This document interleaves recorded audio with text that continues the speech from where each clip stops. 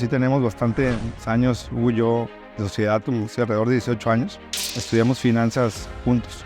En lo personal, ahí me gustaba mucho la visión de Juan Pablo, que me hacía falta a mí, más humana.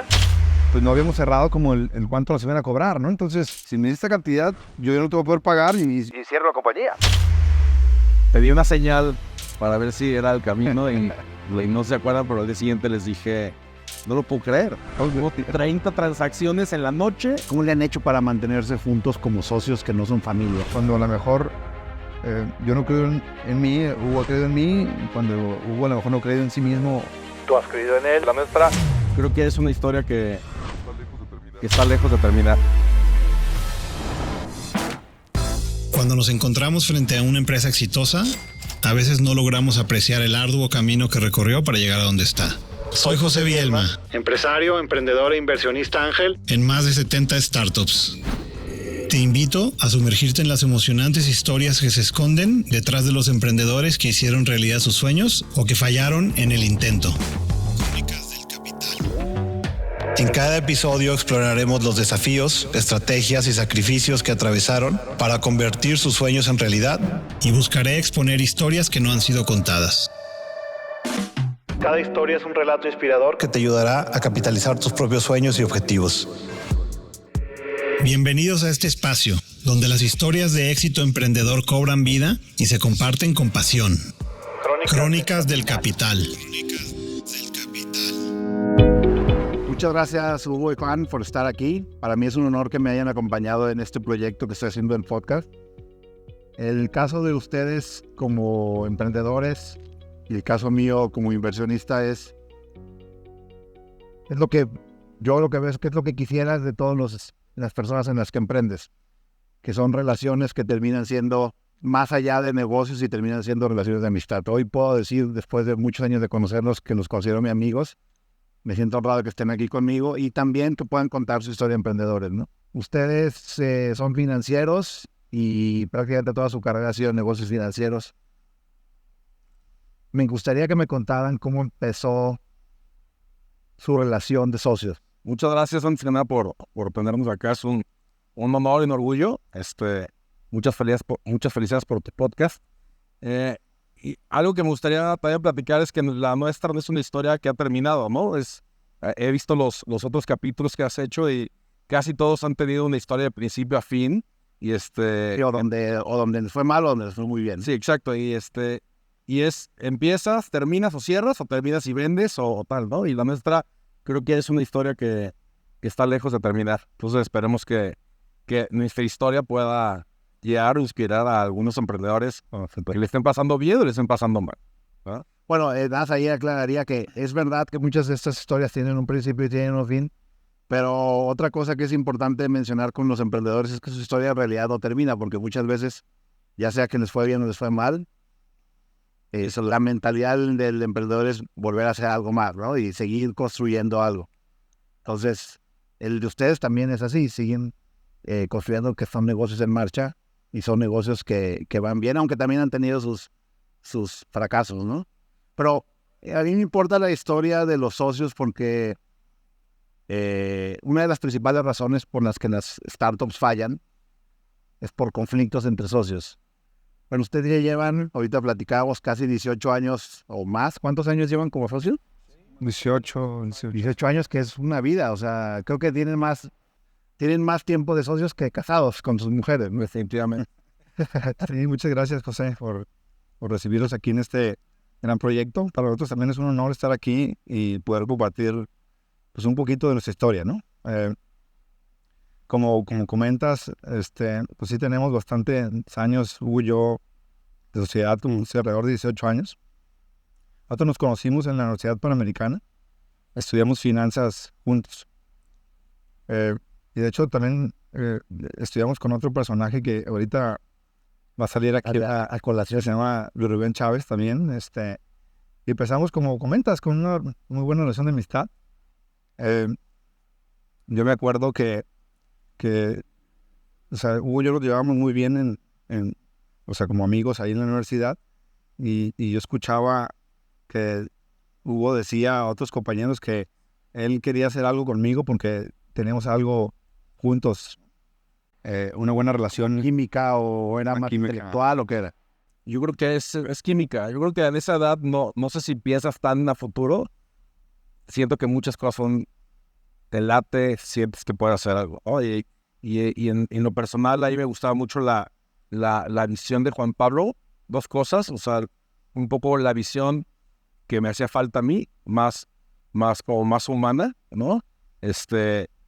Y más, pues de relaciones personales y obviamente su calidad humana, ¿no? Y eso, pues a lo mejor vibra en un momento y dices, quiero hacer negocios o emprender un viaje que no sabes cuándo empieza, no sabes cuándo termina, sabes cuándo empieza, sabes cuándo termina. Una persona que es un placer trabajar con ella. Y yo de la misma manera, o sea, yo decía, yo quiero hacer algo digo, a veces no lo dices, pero lo sientes y a lo mejor pues era ya cuestión de tiempo de que un proyecto se presentara. Los gringos tienen una palabra para ese concepto que se llama bromance, que es cuando haces mucho clic con una persona que dices, oye, este cuate me late, me gustaría hacer negocios, me gustaría tener una relación de amistad, etcétera. Pero antes de que emprendieran juntos, cada uno, digamos, hizo más o menos carrera independiente del otro, ¿no? O sea, tú trabajaste en investment banking, ¿no? Correcto. En un banco, no es banco, pero digamos, esta actividad donde una firma de profesionales le ayuda a empresarios a comprar empresas, a vender empresas, a hacer fusiones. ¿Ahí cómo fue ahí? Sí, estábamos cursando la universidad y en los últimos semestres, 3 de los profesores que nos dieron clase eran socios entre ellos en un despacho que hacían eso que dices tú, que es investment banking, que es fusiones, adquisiciones, evaluación de empresas, tal. Y me invitaron a trabajar con ellos. ¿Porque eras muy buen alumno y tenías puro 10 y así o por qué? Pues no sé.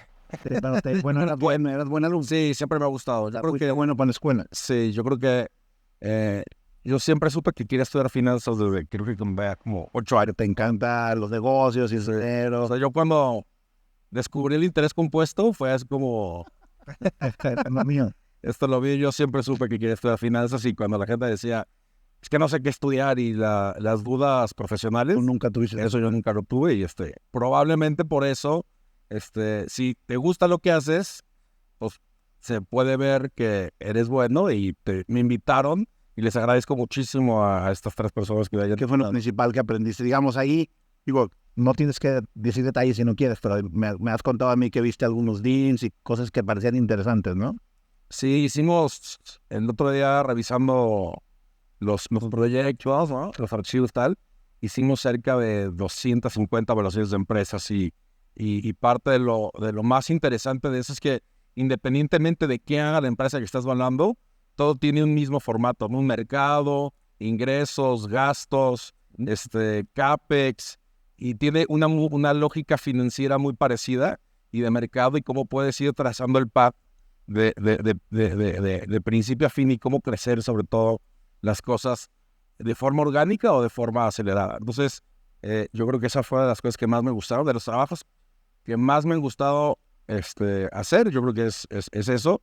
Y mucho de eso, ya viéndolo en retrospectiva, me ha ayudado como a formar pues este tema de emprendimiento y también de inversión del otro lado. ¿Y tú, Juan, trabajaste en un banco? ¿En qué se No, trabajaba en un despacho de consultoría a empresas, principalmente a proyectos específicos. Tenía un problema una compañía y ya el despacho entraba a... Que es también un servicio profesional, pero en este caso es más operativo, ¿no? De cómo ayudar a las empresas Sí. a operar mejor, a gastar menos, a ser más eficientes, a aumentar la rentabilidad, etc. Sí, eran proyectos muy específicos con un maestro que tenía en la universidad. También a ti un maestro te invitó. Me invitó a trabajar también desde que estaba estudiando y También eras bueno para la escuela. pues también un poquito. No tanto como Hugo, pero sí estábamos ahí en medios y... Pero ustedes ya tenían la espina por emprender. Sí, digo, nosotros, emprendimos, pues digo, ahorita en retrospectiva, ves que también es una edad muy privilegiada para emprender. En ese entonces no lo ves, ¿no? Porque... Sí, o sea, que te refieres a que no tienes hijos, no tienes responsabilidades, puedes gastar muy poco si te lo propones. Así es, o sea, eres muy ligero, ¿no? Y a fin de cuentas, tus pasiones todavía, digo, siempre se van desarrollando, pero son más libres, ¿no? En muchos sentidos. Y Y hablando de ligero, como comentas, pues no tienes una obligación, incluso creo que ni novias teníamos desde entonces, que a veces también es un tema. No tienes una familia que mantener. O tu costo de fallar es muy bajo, digamos. El costo de fallar es muy bajo y también tienes en una temprana edad también una mentalidad y una forma de pensar, quieres ser un poquito más limpia. ¿Limpia en qué sentido, no? O menos corrupta, ¿no? No tienes prejuicios, No tienes prejuicios, tienes un sueño, eres ingenuo, crees que puede hacer cualquier cosa es fácil. O sea, digo, yo creo que es un tema estadístico, pero un poco la ignorancia y las ganas de emprender algo y de hacer algo diferente en el mundo te ayuda a que tomes pasos de manera un poco menos pesados también. Si conforme vas creciendo vas perdiendo un poco la capacidad de soñar y de pensar en grande, ¿no? En algunas ocasiones. Sí, pero como digo, no sé si esto es un chip o algo así, pero nosotros creo que hablamos ya de emprender, no qué, pero ya incluso cuando no teníamos ni 2 años trabajando. Digo, yo, igual que Hugo, pues desde chicos trabajamos en muchos oficios. Me encanta tu anécdota de te fuiste a muchos años de joven. Bueno, cuando estabas chavo, ¿qué tenías? ¿15 años, 16 años? Me fui toda la universidad, los veranos. Te ibas los veranos a trabajar a Estados Unidos. Me fui a trabajar. ¿Mesereabas? Sí, estaba desde mesero, sí. ¿Qué fue lo principal que aprendiste mesereando? ¿Qué te ha servido hasta la fecha? Pues mucho, o sea, aprendí a tratar con personas estresadas. Vas aprendiendo que tienes que tu producto es resolución de problemas, aunque sean chiquitos, ¿no? Le falta esto a la gente o cambió su platillo, en buscar empujar a la cocina para que hacerte los amigos, para que a ti te ayudaran, para poder ayudarle a tus clientes. Y tú ganaras más dinero, a administrar con tu staff ahí, porque en Estados Unidos teníamos ayudantes de mesero, poderle dar propinas. Si tú ganabas bien, pues puedes tener a la mejor gente contigo. Pues bueno, está interesante, muchas cosas súper interesantes y desde la asignación de capital, ¿no? Tienes un capital muy chico de lo que te ganas allá en dólares y pues aquí era bueno en México el tipo de dinero. Sí. Oye, ¿y cómo? Ustedes los dos son financieros, estudiaron juntos finanzas. Obviamente, digamos, lo lógico era hacer un negocio financiero.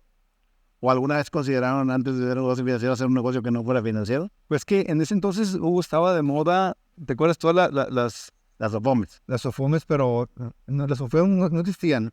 Eran las becarias, las SOFORES hipotecarias y microfinancieras que empezaron a explotar, ¿no? Todo el tema del microcrédito era un tema que todo el mundo lo veíamos con admiración de la gente de las financieras que habían explotado y que de pronto tenían 1, 10, 20 sucursales y que daban créditos pequeños y a mucha gente, ¿no? O sea, también durante ese tiempo fue cuando explotaron empresas como Compartamos. Exactamente. Que haciendo microcrédito, en el caso de ellos era grupal, se hicieron una empresa enorme, ¿no? Y entonces, de repente, me acuerdo yo muy bien de esa época, todo el mundo tenía su SOFOM. Y todo el mundo empezó a pensar, oye, si ya puedo prestar yo porque la regulación no permite, pues voy a prestar porque es un gran negocio. Pero al final la historia no fue tan sencilla, ¿no? O sea, yo creo que el negocio más fácil del mundo es prestar dinero. Cuando se hace negocio es cuando lo cobras, ¿no? Claro. Y un poquito como de historia, sí estaban de moda las SOFOLES y las financieras. Sí. El Grameen Bank, que fue de la India, ¿no? Mohamed Yunus, ¿no? Que hizo un modelo de créditos más humanos y con unas métricas más humanas que financieras, de cómo sirves a tu mercado y cómo vas avanzando en ese tema. Contagió en el buen sentido de la palabra a casi todo el mundo para buscar cómo hacer finanzas distintas, ¿no? Entonces, en esa época, Juan Pablo y otro socio, Jorge, trabajaban Jorge trabajó en una financiera, Juan Pablo Corja, y yo trabajaba desde el nivel más corporativo, las finanzas, y nos tocó atender a la misma empresa, pero de diferentes ámbitos, ¿no? Coincidencia, ¿no? Y entonces en alguna cena nos juntamos y dijimos, oye, hay un área de oportunidad, hay un mercado que no está atendido, los créditos a las personas físicas, los créditos de nómina son súper leoninos, tienen muchas trabas, hay muchísima burocracia para atenderlos.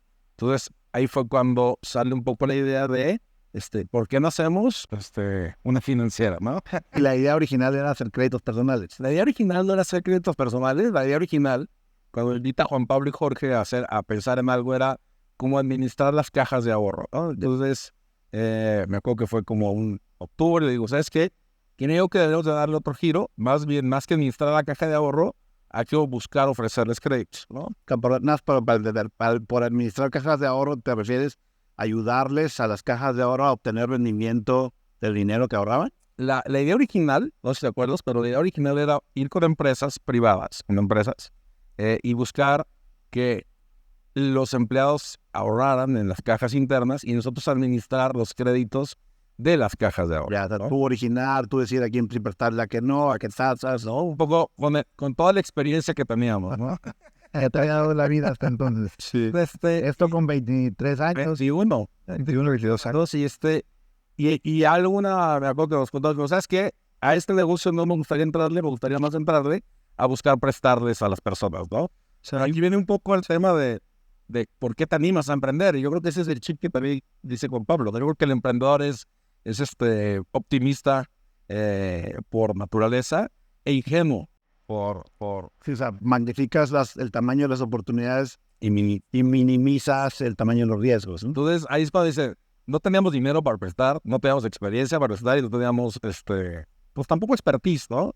Yo creo que, y en algunos lugares he comentado que yo creo que la clave para poder emprender tienes que tener 3 cosas, ¿no? Es mucha pasión por el problema que quieres resolver, mucha energía, porque es un trabajo titánico, no es de un día para otro, y antes decía que mucha ignorancia, ¿no? Y en alguna ocasión le platicaba este concepto a Bismarck Lepe de Wiseline. Decía, yo cambiaría la palabra ignorancia por ingenuidad, ¿no? Porque no es que seas ignorante, eres muy ingenuo. Yo creo que esas 3 ecuaciones han sido clave para el relativo éxito que hemos tenido en los diferentes emprendimientos, ¿no? Algunos han fallado, otros no, pero muchas ganas, mucha energía y mucha ignorancia, porque si supieras lo que te va a costar y lo que necesitas para llegar ahí, probablemente te paraliza y quieras ver de ahí. Entonces, platicamos, pusimos una fecha, dijimos en diciembre tenemos que llegar con X cantidad de dinero, y ahí están todos los FNs, ¿no? Yo quiero contar esta historia de manera muy puntual, o sea, pues hay muchos emprendimientos, ¿no? De restaurantes, de muchas cosas que, no sé, nada es más fácil que otro, ¿no? Porque pero abrir una financiera, entonces no había ni, o sea, había un banco y estaban los OFIPOS y se acabó. O sea, no había más, pues, o sea, entonces, pues igual como ahorita vamos a contar en las otras historias, pues empezamos a hacer nosotros lo que teníamos que hacer con una SASB y listo. O sea, no nos sofisticamos en temas de regulatorios, etc. Y la calidad que tuvo Hugo ahí en el sentido financiero, pues en una financiera, ahora necesitamos construir esta cartera, porque de esta cartera se puede comer o hacer algo más e incluso seguir prestando, y lo vamos a hacer de la siguiente manera. No vamos a ganar ni un peso, no vamos a tocar esto, vamos a tener los gastos mínimos, y ya que tengamos esta cartera, tenemos opciones, y si no llegamos a esta cartera, no hay juego.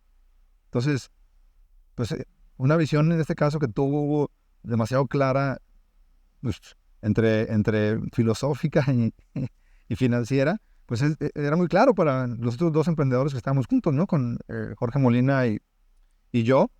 Y en este caso dijimos, esto vamos a hacer y hay que conseguir este dinero, consíguelo donde puedan o se aporta, porque pues ocupamos oficinas y los ahorros. Ahí en la primera oficina que Friends and Family que emprendimos, que nos decían que teníamos de color chocolate, de todas las obras, de todos lados, ahí teníamos nuestros escritorios y las sillas, pero había una visión muy clara de negocio y de permanencia, ¿no? Si no llegamos a esta cartera, a estos niveles, no tenemos un futuro. ¿Qué dijeron? Pues vamos a levantar dinero, vamos a aportar dinero y vamos a dedicarnos a prestar sin gastar en nada, sin pagarnos sueldo o sin pagar sueldo. Yo creo que, a ver, si no existía el concepto de levantamiento de capital como hoy lo conocemos. No había capital ni nada, y era sobrevivir por sobrevives o mueres. O sea, hoy le llaman bootstrapping, ¿no? Pero pues es crecimiento orgánico y estamos en mediado, tiene validez. Más bien lo que buscábamos era cómo llegar a una cartera para demostrar que teníamos un modelo de negocio viable que satisfacía al público, que el público al que tendríamos iba a reaccionar y pagar y tal. Y ya con esa historia de éxito pequeña, creíamos que podíamos ir a levantar deuda. No, eso ni siquiera estaba en la... No lo conocíamos. No sabían que se podía levantar capital. Sí. Y no existe tampoco la figura. Ahorita decías que era una SOFOM. La SOFOM nació en el 2007. Y entonces empezaron a prestar ¿a quién? Entonces ahí nace, Capital Financiera, que ahí nació Capital Financiera. Nuestro primer emprendimiento, y lo fundamos Hugo, yo y Jorge. Y literalmente eran ustedes, ¿no tenían empleados? No, de hecho, hay una historia ahí que decía, lo único que teníamos era una oficina en obra gris, y decía, los abogados que estaban al lado de nosotros, se rían de nosotros y decía que era la oficina de la Pantera Rosa. Porque nos pusimos una tabla roca, una recepción y atrás no había nada, ¿no? Sí, era decente la tabla roca allí. Nuestro primer empleo decía, es que no entiendo muy bien de esto. Juan Pablo va a ir a los clientes, Jorge hace el análisis de los créditos, dice, pero usted, señor, me dice mensajero, ¿usted qué chingados hace? Y nos da risa porque pues, así empezó, no creas que decíamos, es la estrategia, más bien era el sobrevivir. Y vimos un área de oportunidad, ahorita que estamos hablando de rebotar, cuando empezamos a rebotar, ahí fue cuando empezó la pasión de resolver problemas, ¿no? Y empezamos a rebotar en qué podíamos agregar valor y en ese momento, ¿no? Digo, porque también pues, con recursos súper limitados dijimos, no, lo que podemos hacer es exponenciar el crédito de nómina en compañías, en empresas. O sea, pues, era un problema y creo que lo sigue siendo todavía, pues que el patrón de la empresa pues no tiene recursos y no quiere tener recursos destinados a prestarle a sus colaboradores, porque la empresa necesita esos recursos para operar y para empezar, ¿no? Y luego también pues desvirtuó sus relaciones en cualquier tema, ¿no? También si es un empleado que tiene poco rendimiento, pero tiene un crédito, pues a lo mejor no lo separan o al revés. Entonces es un problema que en México se vive, ¿no? Y empezamos también diciendo, bueno, pues nosotros conocemos a algunas personas que tienen sus papás en empresas y vamos a buscar una manera de resolver ese problema. Y así empezamos a hacer acuerdos con compañías para prestarle crédito de nómina a empresas privadas. Y hacemos unos contratos privados con las empresas para hacer un descuento vía nómina de los créditos y entonces tenías que hacer un convenio con la empresa, después ir a prestarle a los empleados y cuando les pagaban ellos antes de pagarles la nómina, te cobrabas tú. Sí, fuimos ideando la manera inicial de cómo trabajar, ¿no? Con las empresas y lo que se nos ocurrió al principio pues era, a ver, yo vengo porque otro problema que tienen las empresas también es que no quieren que estés vendiendo ahí y trayendo a los colaboradores, que baja la productividad. Entonces dijimos, es que una vez a la semana, pues tú recursos humanos me cuentan la gente que quiere y yo vengo por las solicitudes. Y yo, como dice Hugo, yo iba personalmente por las solicitudes, y ya estaba Hugo y Jorge, nos tuvieron que ir con los jueves, algo así. Y dicen, pues, ¿cuántas son las solicitudes que tenemos? Pues ya traigo un bonche grande, son 7. Bien. 7, ¿y de qué tamaño del crédito promedio? Pues chico, 20, no era tan chico, ¿no? En ese entonces, porque de algunos 20,000, 25,000. Estás prestando, no sé, 100,000, 125,000 pesos al mes, a la semana. Pero sí, para ser algo, no, de hecho sí. O menos, yo creo. Y a lo mejor algo que valdría la pena hacer énfasis de la época de ubicarnos es que, además de por la edad, la experiencia y tal, fue un poco difícil validar y demostrar que había algo que hacer, ¿no? Porque el mundo ha cambiado y México ha cambiado y hoy se percibe que hay muchísimas áreas de oportunidad de cosas que no están resueltas. Pero en aquel momento toda la gente nos preguntaba, ¿por qué no van a dar crédito? Ya existen los bancos, o sea, ya existe el crédito de nómina de los bancos, ya. Y nosotros creíamos que había un área de oportunidad no resuelta, pero era muy difícil ponerle nombre, hoy ya lo sabemos, ¿no? Y creímos tanto en el proyecto que nacimos en diciembre y el primer crédito salió en abril del año siguiente, ¿no? 5 meses estar ahí pegando, recibiendo puros nos, que después aprendimos a recibir nos en el Venture Capital, pero ya en ese momento era te hacen los mandados ya. Pero algo que es súper importante y lo tenemos nosotros, Hugo y yo, muy presente, es que nuestros problemas eran a lo mejor insignificantes para la mayoría de las personas ahorita, pero para nosotros eran todo o nada, ¿no? Un ejemplo, ¿no? Nosotros habíamos hecho con unos buenos abogados ahí el contrato, ¿no? Y pues por ingenuidad pues no habíamos cerrado como el cuánto nos iban a cobrar, ¿no? Entonces, pues nos dijo tanto, entonces, pues ahí vamos con los abogados y no, pues que va a ser tanto. Y pues que si esta cantidad, yo no te voy a poder pagar y cierro la compañía. Y bueno, pues, y luego tuvimos otro problema, o sea, y lo arreglamos, ¿no? O sea, en el plazo y para el abogado a lo mejor era un trabajo más, pero nosotros, si ese precio se elevaba en un tema, ya no podías, estábamos fuera, ¿no? Tuvimos otro problema porque también compartimos la oficina entre otra compañía que estaba al lado y se fue por alguna razón. Subarrendabas. Subarrendábamos. Él fue. Y otro problema, eso ya no fue pagar la renta. No, pues, entonces igual, dijimos, vamos a desaparecer aquí, entonces, ¿qué hacemos? Pues a buscar con el dueño del edificio, fuimos y, vamos a renegociar. Le platicamos nuestra situación, le lloramos, se apiadó. Y por eso, o sea, esas ayudas han sido todo o nada cuando una compañía o un espíritu emprendedor es demasiado raíz. Cualquier cosa que puede parecer muy significante ahorita, puede hacer que la compañía desaparezca. Sí, eso te hace, cuando vives esa experiencia de empezar desde cero, te hace ser más resiliente porque a medida que vas creciendo, que es un tema que se repite con los emprendedores, los problemas también van creciendo. O sea, los problemas nunca terminan, solo se van haciendo más grandes y más complejos, ¿no? Y diferentes. Pero nunca terminan. O sea, siempre hay problemas y siempre hay un problema y siempre es el siguiente y el siguiente. Tienes que tener ese mindset de ir arreglando los problemas. Sí, es ¿Cómo pasaron de esa, digamos, situación tan precaria donde si el abogado te cobraba lo que normalmente cobraba, no sobrevivías, a ser una empresa que ya tenía cierta, ¿cómo se llama? Viabilidad? Pues, digo, como todas las historias, pues fueron muchos años, ¿no?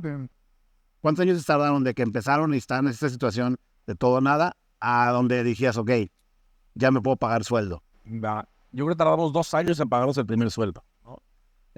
Y mientras tanto, pues todos trabajábamos en las habilidades externas que traías. Entonces, a lo mejor en las noches hacías trabajo de freelancer. Yo, por ejemplo, en el tema de private banking, ¿no? Y yo creo que es importante, ahorita platicamos de los años, pero me gustaría retomar un poco el tema del contexto, y algo del contexto de las ayudas y de las tareas que tienes que sacar cada día, ¿no? Yo creo que es muy fácil ver hacia atrás y decir, ay, cómo nos agobiaban pagar la renta, cómo nos agobiaba esta cantidad que a lo mejor hoy por el tamaño de empresa ya no lo ves, ¿no? Pero cada nivel tiene sus retos. Pero algo que es bien importante es agradecer en el contexto en retrospectiva a todas las personas que te han ayudado. Yo creo que si algo estamos 100% ciertos y seguros, Pablo y yo, es que el relativo éxito que hemos tenido no ha sido una cosa solamente de nosotros. En diferentes etapas hay que agradecerle a diferentes actores, ¿no? Desde el familiar que te presta el departamento para vivir porque eres foráneo y si no lo puedes, te tendrías que regresar, que a lo mejor hoy no significa nada, pero en ese momento significó todo, hasta el familiar que confía en nosotros y nos firmó la primera deuda porque creía en esto, ¿no? O hasta el banco número 1 o 2 del mundo en su momento que firmó con nosotros y fuimos su octavo partner en México. O sea, como cada paso tiene un actor, una persona, una relevancia, ¿no? Una relevancia a quien agradecerle. Yo creo que eso nunca se nos ha quitado y nunca dejamos de ver ni minimizar cómo cada etapa ha tenido sus ángeles. Y tú conoces un poco la historia. Tú fuiste alguno de ellos en algún pedazo o en alguna parte de la historia que igual llegaremos a eso, ¿no? Y regresando a los años, ¿no? Sí, el punto es que siguió pasando esto, ¿no? Pero como comenta Hugo, en diferentes situaciones que nos fueron, de ahí nos moldeamos a dar créditos, pero a los trabajadores de gobierno, como comenta Hugo. Hugo bueno, platicándolo, pues cuando empezamos ya a agarrar un poquito más de flujo, pues platicamos, pues tenemos que salir al mundo, ir Pero en ese tiempo era orgánico todo, o sea, iba creciendo y creciendo y creciendo. orgánico, con una disciplina, Fondeabas todo no, era una disciplina brutal, o sea, con revenue y con utilidades y después lo reinvertiste y poco a poco. e incluso teníamos el indicador, nos vamos a pagar sueldo hasta que pase esto en específico, y pasó, como dice Hugo, creo que en los 2 años, y a los 2 años pues, pagamos eso, y la verdad es un gozo extraordinario el pagarte a ti mismo tu primera vez o las subsecuentes. Nos sentimos millonarios con el sueldo mínimo. Pero muy orgullosos. Y eso es un tema, ¿no? O sea, lo que te mereces es una cosa distinta a lo que puedes pagar, ¿no? Claro. Y sí, mucho tiempo fue orgánico. Yo creo que platicamos del interés compuesto cuando lo descubrí fue como... A ver, el interés compuesto es como un concepto que cualquier financiero lo entiende desde muy temprano, pero yo lo que he notado es que la gente común y corriente, no lo digo despectivo, pero la gente normal, digamos que no es financiera, muchos no entienden el concepto del interés compuesto. ¿Nos podrían explicar, digo, a mí, a la gente que va a escuchar o ver esto, digamos, interés compuesto for dummies, el concepto de interés compuesto? Yo lo defino en dos temas. Uno, en el financiero es reinversión. Reinvertir, es una bola de nieve enorme. Y el otro es una palabra que es el compounding, que es en inglés, ¿no? Que es la suma de esfuerzos. Y es no solo lo financiero, ¿no? En los hábitos, por ejemplo, ¿no? La repetición y la constancia en crear tanto el hábito de la repetición como de la reinversión, ¿no? Para mí es eso, ¿no? Sí, o sea, inviertes 10 en algo, ¿no? Y ganas 4. Si no tocas ese dinero, pues tienes 14. Si te lo gastas, pues se acabó. Si agarras los 4, sigues teniendo 10. Si ninguno es a reinvertir los 10, solo te da 4. Así es, entonces tienes 14. Reinvierte los 14 y tienes 17 el otro año. Entonces reinvierte los 17. Entonces el interés compuesto para dummies, como dices, es la capacidad que tiene el dinero de multiplicarse de una manera exponencial sobre un juego en donde el dinero naturalmente está ganando más dinero. En el Excel lo que pasa es que esto es el tema de por qué la gente, es una cosa muy sencilla, por qué la gente no lo seguimos en todos los aspectos. Porque del corto plazo, 1, 2, 3 años, no se ve, da mucha flojera esperar, ¿no? Dice Warren Buffett que por qué si su visión y su fórmula de hacer riqueza es tan clara y tan eficiente, ¿por qué la gente no lo hace? Porque no tiene, porque no tiene paciencia. La gente no tiene la paciencia de hacerse rico lentamente, de la forma lenta. Entonces, claro.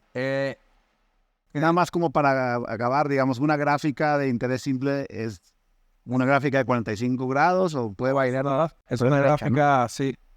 No, la de interés compuesto es exponencial. Y la de interés simple es derecha. Es derecha. Va para arriba, pero derechito. Sí. Y la de interés compuesto va para arriba y se acelera. Sí. Y después se vuelve un hockey stick. Así es, o sea, en las financieras, digo, como en la mayoría de los negocios, en temas ya no lineales, es sumamente importante, es fundamental, ¿no? Porque si tú tienes, como decían, un poco de recursos para prestar y ganas ciertos intereses, si tienes la capacidad de volverlos a invertir a tu maquinaria, pues es primordial. Entonces, nosotros lo tenemos claro desde ese entonces y se trazó. El tema es que lo planearon, se planeó y no lo creíamos cuando veíamos las proyecciones y se hizo realidad, ¿no? Y ahorita podemos platicar de cuándo empezó un poco el tema de lineal y reinversión a cuándo dimos el salto, ¿no?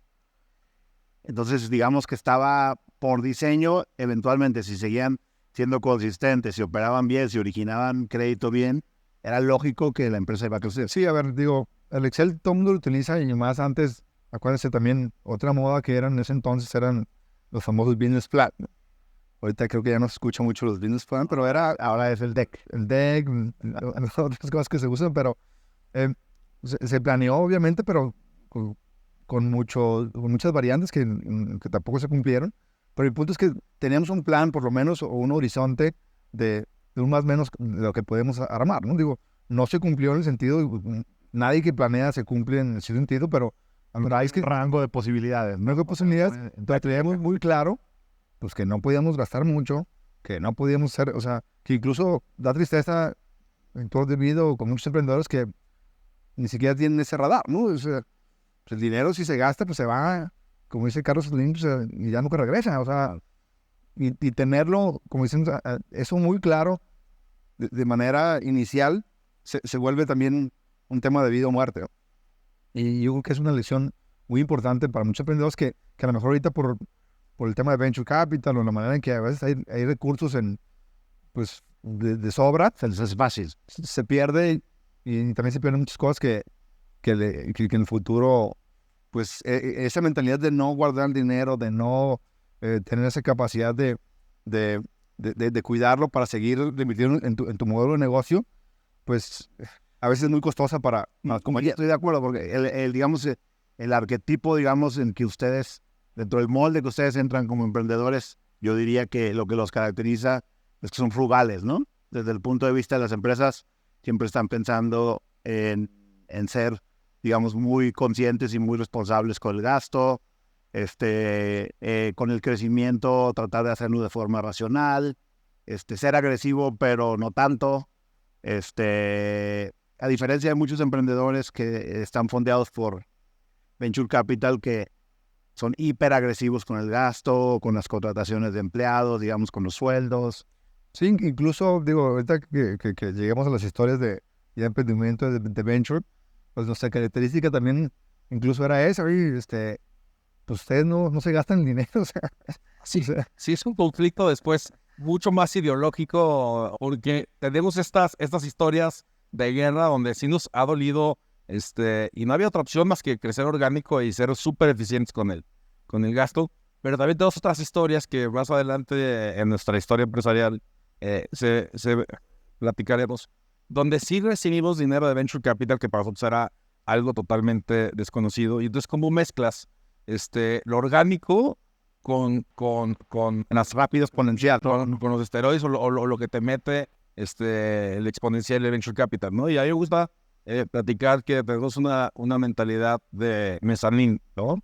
Creo que vamos a platicar algunas veces, pero es cómo sueñas con llegarle a la luna, pero sin perder el piso de que las cosas pueden cambiar, como han cambiado, ¿no? El COVID, las tasas, la inflación. Y entonces, eso creo que algo que nos ha funcionado es no perder el sueño de lo que quieres cambiar o construir por un evento externo 100%, ¿no? Entonces, te permite crear cuando el viento está a favor, poderte ir a la luna, pero cuando el viento está en contra, poder seguir navegando, ¿no? Entonces, a lo mejor no es tan sexy como un unicornio en 3 meses, pero el hecho es que vas a llegar porque... Sí, lo que yo diría a ese respecto es que no necesariamente un modelo es mejor que otro. Yo creo que son modelos diferentes. Claro. Los dos pueden funcionar. Sí. Sin embargo, en la mayor parte de los negocios, sí creo que un modelo como el de ustedes tiene más sentido. Y hay algunos donde un modelo como el que ustedes han hecho no tiene sentido. Totalmente. Porque la oportunidad es demasiado grande y, digamos, está ahí para tomarla, y si no la toma rápido... Hay una ventana de tiempo. Exactamente, porque hay una ventana de tiempo de oportunidad si no se mueve. Sí. Entonces hay empresas que han aprovechado este otro método de go big or go home, ¿no? O sea, el método del VC, que también ha sido exitoso. Claro. Oye, pero para tratar de seguir adelante con la historia, Bueno, o sea, como comentar, digo, para meter el sentido cronológico aquí y ubicarnos de nuevo, nosotros emprendimos en 2004 y sin querer también se fueron los famosos 10 años que en el pasado en muchos textos dicen que pues, tienes que tener 10 años de algo, para dedicarte a algo, para tener algo de éxito y un expertise mucho más profundo. Pasaron 10 años, fuimos creciendo, trajimos empezamos a colocar dinero también de un banco francés. Vale la pena meter un poco y platicar la historia rápida.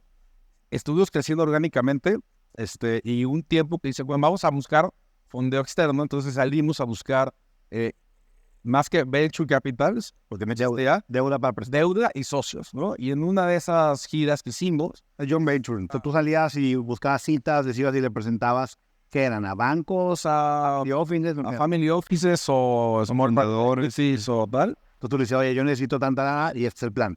Y en un evento nos topamos con una persona que misteriosamente se nos acerca y dice, oye, ¿sabes qué? No cierres nada, quiero platicarte quiénes somos. Nos empieza a hacer como un due diligence, y ahí es donde digo que el compounding paga, ¿no? O sea, éramos súper estrictos en los procesos, en lo que... Éramos muy chiquitos, pero lo teníamos muy bien estructurado.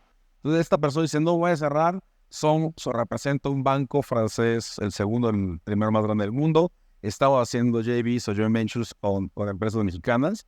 Nos encanta lo que están haciendo y queremos fondearlos. Entonces ahí fue el salto el salto cuántico que hicimos. En nuestra visión también, el hecho de hacer el joint venture con ellos, pues nos obligaron también a hacer procesos distintos, o sea, pero a tener un crecimiento, pero mental, ¿no? También incluso con nuestra gente, con todo eso, hay que disculpar de esta manera. De procesos, de mind, Procesos de seguridad del Alcances de producto, de todo. Y eso nos metió el acelerador durísimo.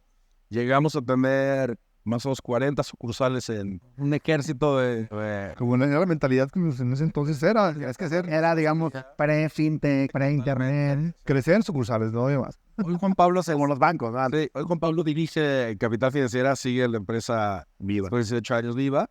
Y obviamente el mindset cambió a raíz de todo lo que, de lo que pasó del 2014 a la fecha, a ser una empresa, pues una fintech de la empresa tradicional. Y es como cambias una empresa tradicional a una empresa con tecnología. Fue un proceso difícil. Antes de entrar, digamos, a ese tema ya de, digamos, de tech, en ese inter habían tenido éxito y habían construido una empresa mediana, grandecita, y decidieron emprender otros negocios que no funcionaron. ¿Qué fue y cómo se les ocurrió hacerlos? Pues como comento, casi como 10 años pues de todo este tema, era también muy absorbente. Los primeros 10 años, ¿quién era el CEO? ¿Tú o los dos?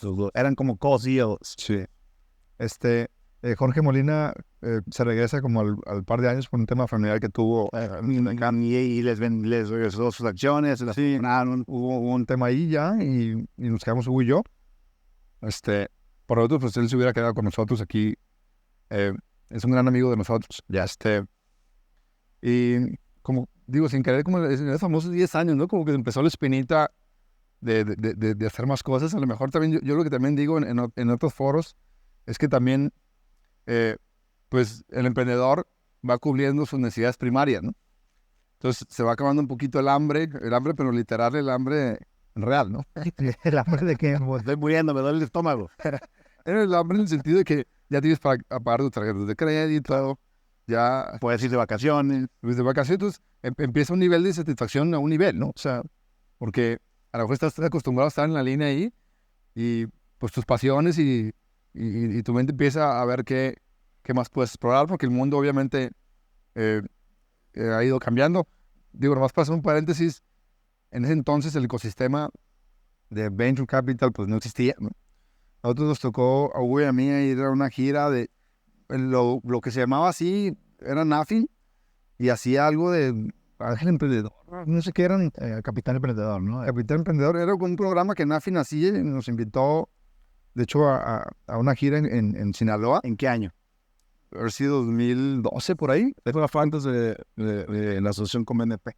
Eso es bien importante porque si te acuerdan cuando entró Fox en el 2000, traía mucho la idea de que emprender era el famoso changarrizar, ¿no? Si se acuerdan, lo que quería hacer Fox era dar préstamos chiquitos para que la gente pusiera su changarrito. Sí. No había una idea clara de potenciar el emprendimiento de alto impacto o crear un ecosistema de inversión con fondos de capital privado. Eso vino mucho después. Pero cuando ustedes empezaron no existía el Venture Capital. No había prácticamente nada de Private Equity. No, y era un tema que, o sea, hacían el esfuerzo que podían, Nafin, que nos hicieron, escogían a un grupo de empresas, como nosotros, hacías pinch, y juntaban nosotros fuimos a uno en Sinaloa, ¿no? Fuimos a Mochis, a Culiacán y a Mazatlán, y juntaban a los empresarios locales ahí, nosotros pichábamos, y empezaban las ofertas, pero así las ofertas, pues que sabes que son buenas. Sí, que es lo que había. 100,000 pesos por el 90% de tu empresa. Y eso vivimos y nos tocó, güey, a mí, pues, estar lidiando con ese tema. Y te decían, pues, ve, piénsatela. O sea, ve, tómate 5 minutos, vaya a su café aquí afuera. No, la oferta está afuera, ya está. Y eso lo vivimos en un país en donde no había nulo desplazamiento de capital para ninguna oportunidad de nada, ¿no? ¿Y cómo fue que digamos, que pasaron porque también daban crédito de nómina para empresas privadas y después cambiaron a dar crédito de nómina para empresas para Lo cambiamos principalmente porque el fondeo te lo exigía. Vine de ahí y bueno, pivoteamos más ese tema porque había fondeo para eso. ¿Y eso fue donde realmente crecieron o ya venían? Sí, ellos ponían el 100% del capital y compartíamos utilidades. Ya. Y crecimos muchísimo y luego nos dimos cuenta que ellos tuvieron problemas, que si no reinvertíamos ese tema, reinvertimos todas las utilidades y hubo un tiempo que teníamos 90% de la cartera de terceros, 10% nuestra. Al revés, a 90%. 90, ¿no? O sea, al revés, ¿no? O sea, es el tema de... A medida que fueron creciendo. En la medida que dijimos, no podemos depender de terceros toda la vida, porque si no el negocio va a acabar, ¿no? Y platicabas un poco de las otras emprendimientos fallidos. Teníamos más o menos 250, 300 asesores en Canvaseo allá afuera, o un poquito más. Y les dábamos un plan de recompensa. Entonces nos tuvo relativo éxito y dijimos, ¿por qué no hacemos una página de internet que hoy sabemos que es un marketplace tipo Amazon, ¿no? Una página está fácil. Una página va a ser. Sí, era nuestro primer... Y así hicimos los primeros esfuerzos, nos dimos cuenta que era una tontería, no medimos esfuerzos y también hay que hacer es difícil este tema de cuándo tienes que seguir luchando por tu idea y cuándo tienes que matarla, ¿no? Intentamos pivotearla, hacer productos más especiales. En ese pivot, no nos fue mal, no nos fue bien, estaba en punto de equilibrio y luego lo aprendes que esas son las empresas más difíciles de matar, ¿no? Porque no te quitan el dinero, pero quita más importante, el tiempo y la atención. El tiempo y el enfoque. Entonces, A ver, primero empezaron tratando de hacer e-commerce, sin saber que se llamaba e-commerce. Exacto. Se llama ganas de comprar. Se llamaba ganas de comprar y una máquina de internet y todo. No funcionó. No funcionó. Y después dije, bueno, pero ¿por qué hicieron porque cambiaron a vender solo un producto? ¿Qué producto era? Eran perfumes, ¿no? ¿Y cómo llegaron a eso? Porque en el e-commerce que teníamos, lo que más se vendía, lo más fácil, lo más estandarizado, lo tal, existía de lugares donde no había tiendas, ¿no? Ciudades pequeñas o medias del país. Teníamos un volumen decente de ventas. No había palacio de hierro y era más difícil comprar perfume. Y tuvimos, nos fue más o menos, pero lo peor es que te quita mucho tiempo, ¿no? Y decidimos un día matarla. ¿Cómo se llamaba los perfumes? Francia. Y ahí nació, bueno, fue paralelo también, porque en ese entonces ahí viene la historia que viene con Rubén Chávez, es amigo de nosotros de la universidad. Rubén Chávez es el actual director general y un co-founder de Yo Te Presto de Senfi. Entonces era su amigo. Era nuestro amigo, muy amigo, porque seguimos con la relación. Él trabajaba en otra compañía de CFO. Crédito, ¿no? En la misma compañía que habíamos asesorado por distintos lados. Y de pronto él decide separarse y ya creo que Hugo y yo le empezamos a pichar, o sea, porque la verdad, pues Rubén es un fuera de serie en muchos sentidos, y una gran persona.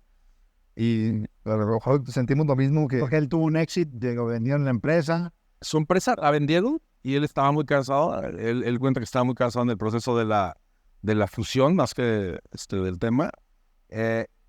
Y nosotros estábamos un poco preocupados por el contexto político, económico y de la disrupción. Entonces, un poco lo que La disrupción tecnológica. La disrupción tecnológica. Entonces, estuvimos pensando cómo, un poco después de los 10 años que comenta Juan, hay un montón de ideas. Pues ya tenemos una empresa mediana, rentable, edad, energía.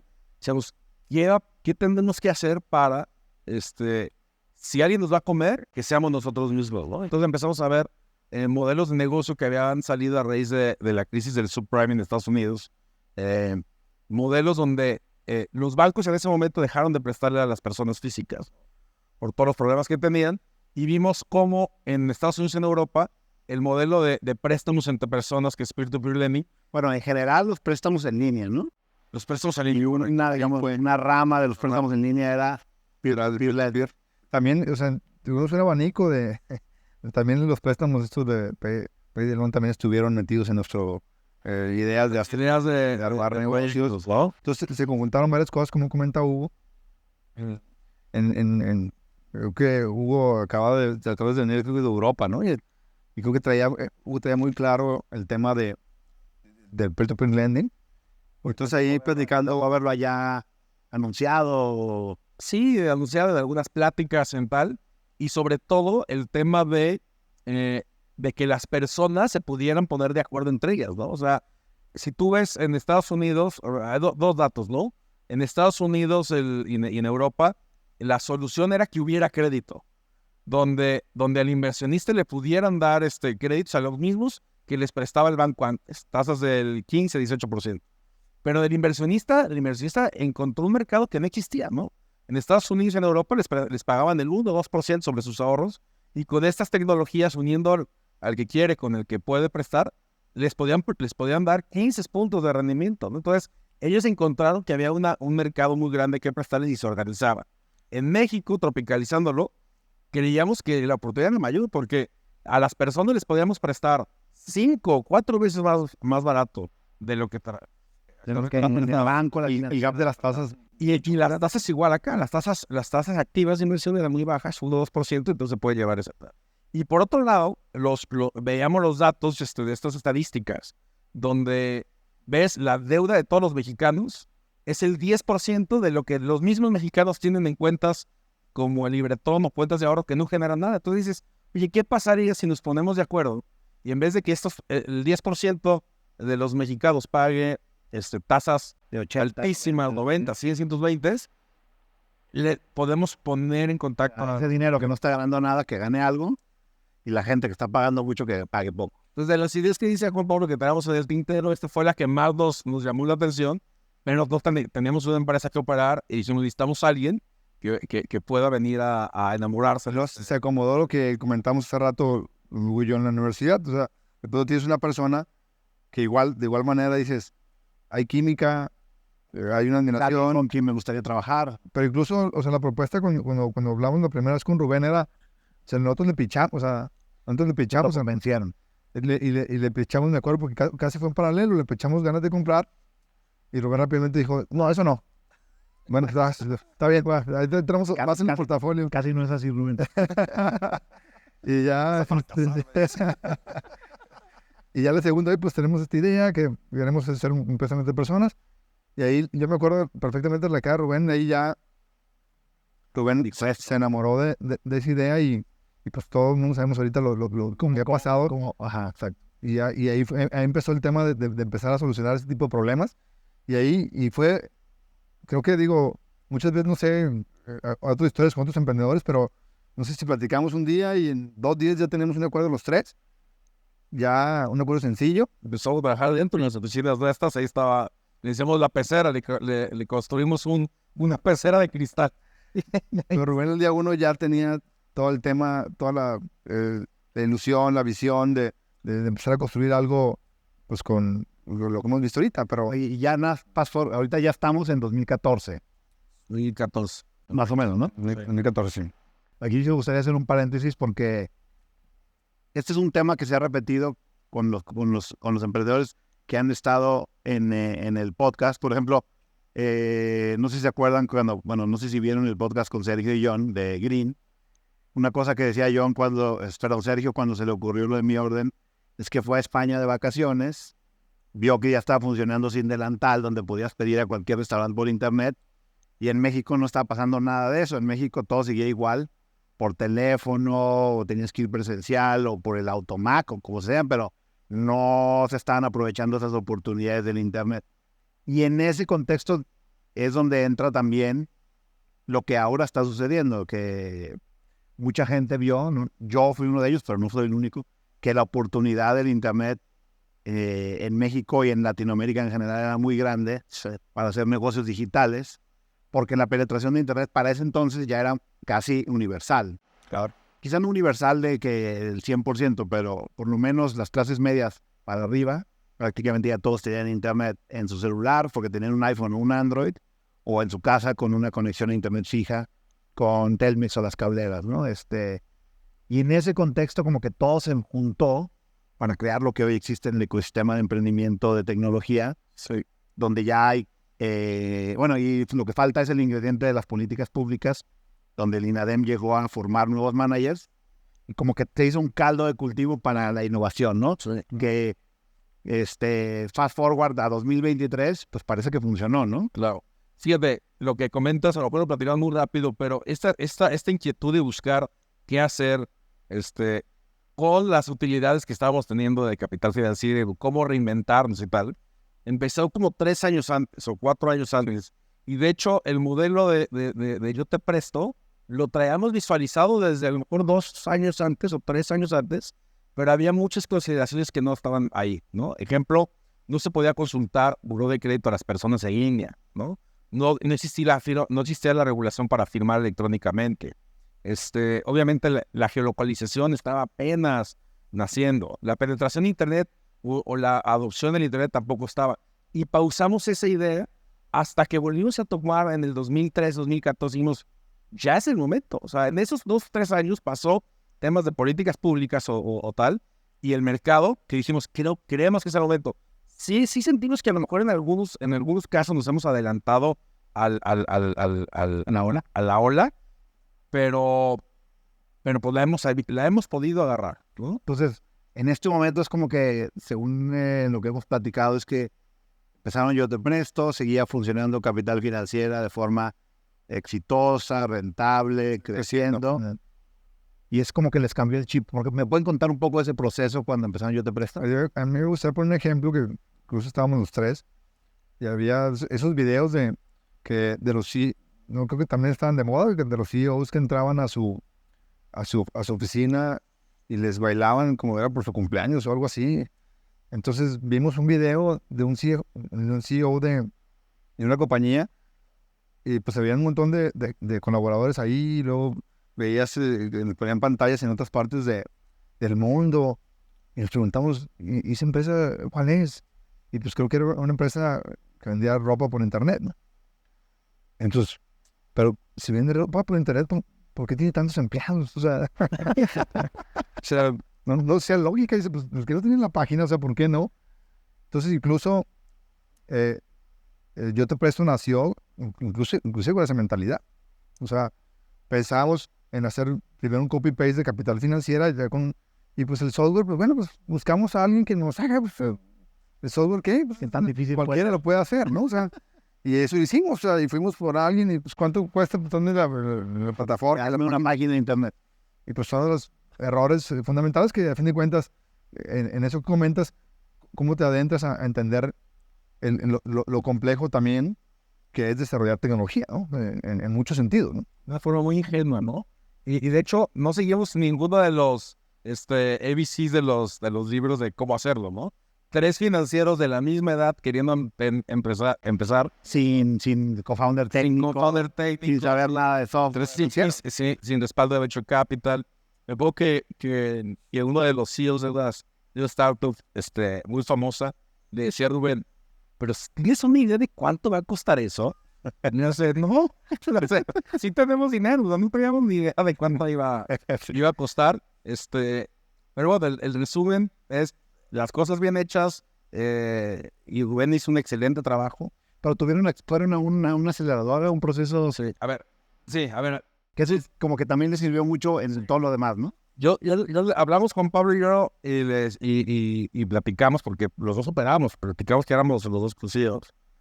Y tomamos como la decisión de salirme yo de la operación, ¿no? de capital, y ayudarle en los primeros 2 años a Rubén, pues como de co-founder, CFO a Rubén.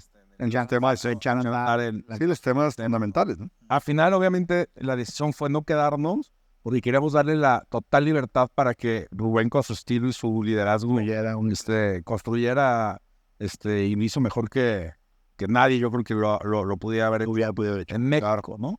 Pero Pero parte de lo que a mí me cambió el mindset como emprendedor o como empresario fue ese tema de la aceleradora, ¿no? Yo creo que hay dos cosas que nos cambiaron el mindset, al menos a mí en lo personal, fue esa aceleración que hicimos con Village Capital, ¿no? Era un programa de aceleración que te llevaban 10 días durante 3 meses, o sea, cada mes 10 días, a la Ciudad de México con 12 empresas fintechs que no eran competencia, ¿no? Y el modelo era muy interesante porque tenía un programa perfectamente establecido desde pitch, mercado, tecnología, UX, todo. Y entonces los 12 peers daban su experiencia y podía recibir retroalimentación de todos y al final ganaba. Votaban entre todos. Se votaban entre todos. Ahí estaba Alejandro Guizar también. Bueno, eso es interesante. ¿Podrían contar, aparte de Alex Guizar, quién más estaba en ese proceso? Estaba Tomás Álvarez de Bonavit y de Milfiel. Estaba Guizar de Bill Pocket. Estaba Armando Curoda entonces tenía una compañía que se llama que hacía préstamos también. Sí. De hecho, de las 12, como 9 siguen vivas y son exitosas, ¿eh? Okay. Y eso a mí me abrió la mente durísimo en el tema de hay un mundo allá afuera y como que nos hemos centrado durante 8 o 10 años a trabajar como hormigas dentro de tu trinchera y tus problemas del día a día, ¿no? Pero sobre todo a poder bajar la guardia a feedback que tiene valor de gente que está sufriendo lo mismo dentro de tu trinchera, porque el feedback que el emprendedor recibe generalmente es de personas que no tienen mucho contexto y el emprendedor tiene que ser lo suficientemente sordo para seguir adelante con su visión, pero lo suficientemente humilde para escuchar este feedback. Entonces yo creo que ese espacio fue súper interesante porque nos abrió muchísimas cosas, mundo, experiencia, bajar la guardia, tal. Y la otra fue irnos a eventos internacionales de online lending. Que se llamaba Lendit, ¿no? Se llamaba Lendit. Hicieron uno en Nueva York y uno en Ya lo dejaron de hacer. Lo dejaron de hacer. Yo creo que ese fue el parteaguas de los eventos internacionales cuando dijimos, el juego se tiene que jugar de manera distinta a como nosotros nos tenemos visualizado. La financiera tuvo un camino, pero para las demás ya no tenía sentido. Es un juego totalmente distinto y tenemos que entender el juego. Ahí fue cuando, y pues también igual, yo te presto igual el mismo camino. A ver, pues vamos a Estados Unidos, pues ¿quién va? Y hay que ser volado porque está bien caros los hoteles. Todo. Igual. Los hoteles son caros. Igual, pero como comenta Hugo, creo que ahí cambió el juego mental nosotros en la concepción de qué tenemos que hacer para ganar este juego. Incluso creo que ahí fue donde ya a nosotros nos cayó un poco el 20, de entender un poco todo este tema de la tecnología, del alcance que incluso puede llegar a tener y que también incluso lo costoso que puede llegar o lo que tienes que pagar para desarrollar buenos productos. Entonces, ya no era nomás tú estar ahí en la línea, darlo todo, incluso pues tú hacer algunas alianzas. Entonces ahí fue cuando dijeron, no, sí, yo te presto, vamos a levantar capital. Hacerse a gente para ofrecernos capital de riesgo. Nosotros, alguna vez también le dice Rubén, cuando nos invitan a la aceleradora, nos invitan por Twitter, ¿no? Entonces te invitamos a una aceleradora de fintech. Ustedes no aplicaron. No aplicamos, lo buscaron a Rubén por Twitter. Es que no había. Rubén dice, tengo 3 preguntas, ¿no? ¿Qué es aceleradora? ¿Qué es Venture Capital y qué es fintech? Que no había compañías. Estamos haciendo una empresa con términos en inglés. Estamos haciendo una plataforma en línea, ¿no? No. Y ahí fue cuando nos dimos cuenta que había otra forma de hacer las cosas donde con capital pudieras acelerar y hacer. Y sobre todo, que es lo más interesante, cómo si tú tienes una energía, habilidad tal, cómo realmente el producto que construyes sí le puede cambiar la vida a miles o millones de personas, ¿no? Hoy, por ejemplo, Yo Te Presto se procesan más de 40,000 solicitudes al mes, ¿no? Hoy atiende a más de 3.5 millones de personas, ¿no? Entonces, ¿cómo con la tecnología sí puedes impulsarlo? Y ahí fue un poco cuando nos conocimos, ¿no? Nos conocimos porque ustedes le iban a pichar a mi hermano Luis, y mi hermano Luis dijo, no, qué flojera, ven, acompáñame porque yo no sé mucho de esto y no me interesa. Entonces yo acompañé a mi hermano Luis y ahí nos conocimos. Y nos conocimos curiosamente porque yo quería hacer lo mismo con un amigo. que se llama Chavo. Y pensábamos igual, va a ser bien fácil, vamos a hacerlo nosotros. Ya cuando los conocí a ustedes, me pareció que tenía más sentido ser parte del equipo, ¿no? La inversión que hiciste para nosotros también era un tema, creo que Rubén decía, sí está de acuerdo, algo así decía, ¿no? O sea, muchas cosas nos sorprendieron de nosotros, ¿no? La primera es, nos dijiste, esa evaluación es muy baja, ese capital que buscan es muy poco, yo les doy el doble a esta evaluación. Dijimos, ¿y negocié en su contra, no? y bueno, el recibir el cheque, bueno, tampoco estaba nada by the book, ¿no? El tamaño de la participación que agarraste y tal. No era nada by the book, pero yo creo que era el objetivo era hacer realidad las cosas, ¿no? De hecho, cuando estábamos, a mí me hubiera gustado que hubiera estado Rubén aquí, pero Rubén prefirió que se contara la historia aparte, ¿no? A él le gustaría eventualmente contar su historia independiente de la de ustedes, pero en aquel entonces nos veíamos cada semana porque teníamos un consejo que era súper activo, casi operativo, ¿no? Donde cada semana, ¿qué pasó? A ver, esta semana, ¿qué pasó? ¿Cuáles son los desafíos? Y iterábamos muy rápido todas las ideas. Y me acuerdo que en aquel entonces, cuando nos reuníamos cada semana, en el 2016, el gran problema era, oye, hay un chorro de créditos, pero ¿cómo se fondean? Porque al final es una comunidad. Si no tienes personas que presten, pues no puedes prestar, porque yo te presto no tiene capital para prestar, ¿no? Y siempre, oye, bueno, ¿cómo le hacemos? Entonces, vamos a conseguir quien preste. Pues vamos a conseguir créditos. ¿Y quién eran los primeros prestamistas? Nosotros, los primeros prestamistas vienen nosotros. Ya nos preocupamos cuando entraban más solicitudes. ¿Cómo le vamos a sacar? Y hay que decirle a pero ¿te acuerdas que Entonces me acuerdo muy bien que una de las responsabilidades que tenías tú en ese momento era tratar de buscar inversionistas institucionales para que completaran los créditos, ¿no? Recuerda que el Lending Club era como el ejemplo de nosotros en ese entonces, ¿no? Y una cosa, claro, queríamos hacer el Lending Club. Lending Club tenía un modelo muy diferente porque en Estados Unidos era más fácil bursatilizar, digamos, estos créditos. Hay un mercado enorme y súper profundo y ellos podían originar y después colocar y con ese mismo dinero volver a originar y después colocar y aquí le dan muchísimas vueltas. Y en México no existe eso. No. Entonces me acuerdo muy bien que nos quebramos la cabeza, ¿no? ¿Qué vamos a hacer? Y en ese contexto fue que surgió la idea, según mi memoria, de 100 ladrillos. No, falta algunos pasitos, ¿no? En el contexto de cuando yo estuve junto con Rubén operando, a mí me voló la cabeza lo que se podía hacer con tecnología, ¿no? O sea, nos sorprendía, y Juan Pablo tenía una frase que escuchó en una película, la de Moneyball, ¿no? Dice, es increíble los años que puede estar jugando un juego sin aprender nada de él, ¿no? Y un poco nos sentíamos atrapados ahí, o sea, habíamos tenido un relativo éxito, 10 años de chamba, como hormiguitas, tal, pero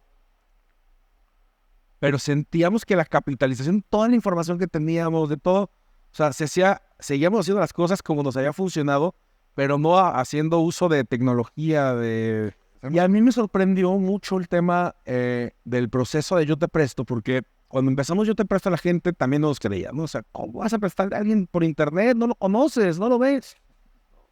Y tenías que inventar pues la respuesta más inteligente que se te ocurriera. Oh, ¿sabes qué? Es que hacemos un algoritmo ahí. Pero sí se hacía un algoritmo realmente. Sí se hacía un algoritmo realmente.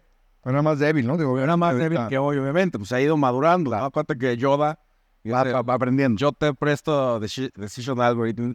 Ya trae como 7 versiones, ¿no? Entonces, tendrías que ser como un salto de fe, decir, creo que el algoritmo sirve. Y por eso acuérdate que nosotros empezamos a poner los créditos. Por decir, estos primeros vamos a poner nuestro riesgo para ver que funcione. Y luego, pues ya es historia. La gente digo, hoy, por ejemplo, Yo Te Presto tiene la mejor calidad de cartera que probablemente cualquier banco de este país, ¿no? Y eso no es un golpe de suerte, son 7 años de historia y se puede mostrar. Pero bueno, en ese momento tenemos que mostrarlo, pero a mí me cambió el mindset en lo personal, porque estaba muy, muy metido ahí, cómo la tecnología puede realmente exponenciar y mejorar 10 o 20 veces lo que está haciendo de forma tradicional. Y es cuando yo decido salirme de la operación de Yo Te Presto. Obviamente platicamos con Pablo y yo, que era lo mejor si me regresaba a ayudarle al crecimiento en KF. Es que nació antes KF Venture, ¿no? de hecho nació un poquito después, como 6 meses después, porque la idea de hacer KF Ventures era como una empresa que hicieron es nuestro parado de vehículos, nuestra tecnología. Al ver eso, al ver cómo realmente la tecnología sí te ayuda y te exponencia, dijimos, hay que hacer un fondo de capital, donde teníamos una tesis de dos pies, ¿no? Uno es inversión de empresas de venture capital, ¿no? Donde inviertes poco, no eres parte del consejo, no tomas decisiones activas, pero creíamos que había una área en el mercado de un small private equity de empresas como la nuestra, que tienen un tamaño mediano, la gente tiene energía, conocen el mercado, pero les hace falta ese conocimiento de cómo meter tecnología y cómo transformar empresas ordinarias en empresas tecnológicas. Y creíamos que este fondo de KF Ventures nos iba a ayudar a poder invertir en esas empresas de una forma más importante y aportarles reestructura de procesos, tecnología, tema financiero y algunas otras. El mindset fue tan fuerte que dijimos, a ver, si se dan esas dosis de tecnología, de estructura, de orden a las compañías, nosotros podemos participar de manera operativa en conjunto.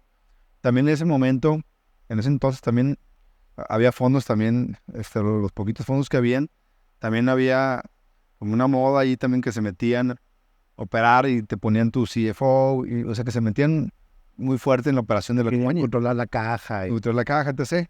Nosotros no lo veíamos más en ese sentido, lo veíamos más en el potencial tecnológico y el potencial de poder escalar el valor que muchas compañías ya otorgaban en la actualidad. Y dijimos, si nosotros podemos otorgarles ese equipo tecnológico y ese valor, pues una compañía que vale $1 de pronto va a valer 10. Entonces, ahí nace esta idea que tenemos de KF Ventures. Y al final sí lo llevan a cabo. Así lo llevamos a cabo y dijimos, vamos a ver si podemos hacer lo que decimos que vamos a hacer. Y el primer cliente de KF Ventures fue Capital Financiera para poder meterle tecnología a la empresa, ¿no? O sea, literal estaba el equipo tech contratado en KF Ventures y era literal como un servicio de... Entonces, en el Inter, obviamente ya todo el equipo de tecnología se fue a KF. KF Ventures no hizo inversiones de private equity porque llega la oportunidad de 100 ladrillos, ¿no? Y la oportunidad de 100 ladrillos nace como por 3 historias, ¿no? La primera es el contexto regulatorio, ¿no? Que se vislumbraba posible, el contexto tecnológico y el contexto de mercado. Nosotros en el andar tuvimos algunas experiencias de querer comprar un inmueble con toda la ingenuidad que eso tiene, y vimos lo complejo, lo costoso, lo burocrático, lo caro que es, y creíamos que ese asset class que es tan importante, que ha sido para mí, yo creo que el tema de bienes raíces es el asset class que toda la historia de la humanidad, no importa país, época ni situación económica, ha hecho siempre una buena inversión en el mediano y largo plazo. Corrígeme si estoy equivocado, pero yo tengo la memoria de que cuando tú tenías la responsabilidad de buscar inversionistas institucionales en Yo Te Presto, lo que te encontrabas allá afuera con las personas que tenían recursos o que tenían, patrimonio grande, estaban muy acostumbradas a comprar inmuebles. Sí. Y se les hacía muy riesgoso, difícil prestar dinero. Los family office, eso tienen, ¿no? Y me acuerdo muy bien que tú decías, no, es que la gente no quiere prestar porque prefieren invertir en inmueble. Exacto. Y después encontraste un mercado de personas de clase media de clase media acomodada, que tenían sus ahorritos, pero esos ahorritos no eran suficientes para comprar ningún inmueble. Exacto. O sea, a ver, son muchas historias. A ver, el tema de mercado. O sea, acuérdate, no sé si te recuerdas, pero Yo Te Presto, en todas las juntas que teníamos, Comité ejecutivo. Decíamos, ¿qué va a ser más difícil? ¿Traer al inversionista o traer al acreditado? Y siempre concluíamos en la teoría que iba a ser más difícil traer al inversionista que traer al acreditado, ¿no? O sea, decíamos, siempre hay más gente que quiere dinero que gente que está dispuesta a arriesgar. ¿Y qué nos dimos cuenta en la realidad? Nos dimos cuenta que en la realidad que traer buenos inversionistas buenos acreditados, había sido un reto más grande. Después del primer año de Yo Te Presto, las solicitudes se llenaban en minutos, ¿no? Había mucho más inversionistas queriendo sacar rendimiento por su dinero que no lo podían conseguir en ningún lado. O sea, acuérdate que en este país, incluso el mes pasado, familiares querían invertir en CETES y los bancos no te aceptan si no tienes más de $1,500,000 para abrirte una cuenta de CETES. O sea, no hay forma sencilla para invertir. No hay forma sencilla para invertir poco dinero, ¿no? Entonces, no había forma sencilla para invertir poco dinero. Y Yo Te Presto fue una solución muy, muy, muy fácil, muy amigable para que cualquier persona cualquier persona del público en general pudiera poner a trabajar su dinero. Y para mí fue una revelación que había una necesidad brutal en el público inversionista para invertir dinero. Ese es uno. Y por otro lado, el tema del real estate, ¿no? O sea, con estas visitas con los fondos, a final de cuentas, muchos family offices me decían, y uno que es muy, muy importante, decía, todo el mundo de mis amigos se dedica a hacer empresas y el dinero lo acaban enterrando en bienes raíces, ¿no? Yo nací en bienes raíces y ahí me voy a quedar, porque creen demasiado en el activo. ¿Y por qué crees en el activo? Porque es un activo escaso, es un activo productivo, es un activo que no pierde valor en el tiempo. Y todas esas bondades que tienen los bienes raíces tienen 4 debilidades fuertísimas, ¿no? Y a pesar de esas 4 debilidades, sigue siendo el activo más socorrido para resguardar, crecer y proteger el patrimonio, ¿no? O sea, crear, crecer y proteger el patrimonio. Y esas 4 debilidades son: el ticket de acceso para comprar un inmueble es altísimo. El conocimiento que tienes que tener para la compra y la gestión del activo tiene que ser alto, ¿no? O sea, el tema burocrático, los legales, los contratos, la gestión. O sea, son seres vivos los inmuebles. La simetría de la información es brutal. O sea, tú puedes comprar un inmueble al lado de otro y comprarlo al doble de precio porque no hay información pública como que esté registrando todas las transacciones. Y la cuarta es la iliquidez, ¿no? O sea, por definición, por diseño, el bien raíz, no puedes vender un cuarto de tu casa, no puedes vender un metro de tu bodega. Entonces, la liquidez era compleja porque era o todo o nada, ¿no? Entonces, estas 4 debilidades que tiene el activo, que más importante en los siglos o milenios que ha tenido nuestro planeta, era muy difícil de alcanzar. Entonces, con todo esto que te platico, nuestra experiencia personal de comprar un inmueble, con el apetito de los inversionistas de tener oportunidades de inversión, con lo bueno de los activos inmobiliarios, surge la posibilidad de, por primera vez, el contexto cuando se alinean los astros de que tecnológicamente se pudiera pulverizar y partir en pedacitos un inmueble. Tecnológicamente se podía, financieramente hace sentido, legalmente se podía y fiscalmente también. Entonces, todo eso antes de la regulación de la ley FIN. Antes de la regulación de la ley FIN. Las dos compañías antes de la regulación. Sí, Yo Te Presto nace en 2014, 100 ladrillos nace en 2017. Entonces, en el 2017, yo dirigiendo KF Ventures, hablo con Juan Pablo un día y le digo, Juan, creo que hay una oportunidad. Encontré el bote de oro al final del arcoíris. Le digo, hay algo que me apasionaría poder intentar allá afuera, ¿no? O sea, el poder hacer que millones de personas puedan crear patrimonios de cero con el activo más importante que este planeta ha tenido a lo largo del tiempo. Y creemos que es el contexto. Y le digo, si me das el voto de confianza, me gustaría dedicarle al menos los próximos 10 años de mi vida a hacer realidad este proyecto, ¿no? Entonces, ahí nace 100 ladrillos, me meto a full. Pues 100 ladrillos, a diferencia de KF, sí fue pensado desde un principio para hacerlo con el modelo de venture back, ¿no? De levantar capital, sí, de fondos de capital y privado. Con todo el aprendizaje que habíamos tenido en Yo Te Presto en ese sentido, o sea, ya habías entendido un montón de cosas, ya hemos tenido la capacidad de levantar dinero, como comenta Hugo, ya habíamos operado, ya teníamos claro un montón de cosas, ¿no? Que iba a ser difícil construir un equipo tecnológico, que iba a ser costoso, que se requería, y también, o sea, y lo que lo comentamos al principio, ¿no? De esta charla, ya no teníamos tanto el nivel de ignorancia a favor. O sea, ya te había dado cuenta lo difícil que era. Lo difícil que era, y en ese entonces, o sea, Hugo dijo, vamos a hacerla, o sea, ahí ya sabíamos a dónde nos metíamos, o sea, aquí no. No es cierto.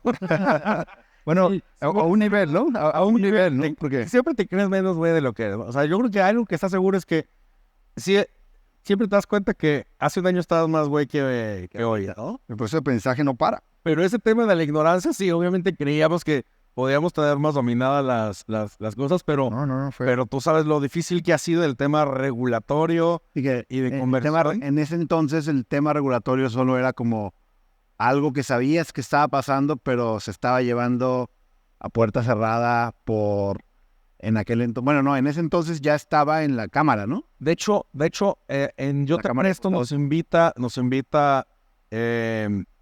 la Oficina de la Presidencia de la República junto con el BID, la Universidad de Anáhuac y Comisión Nacional Bancaria de Valores empiezan a cocinar la ley FinTech.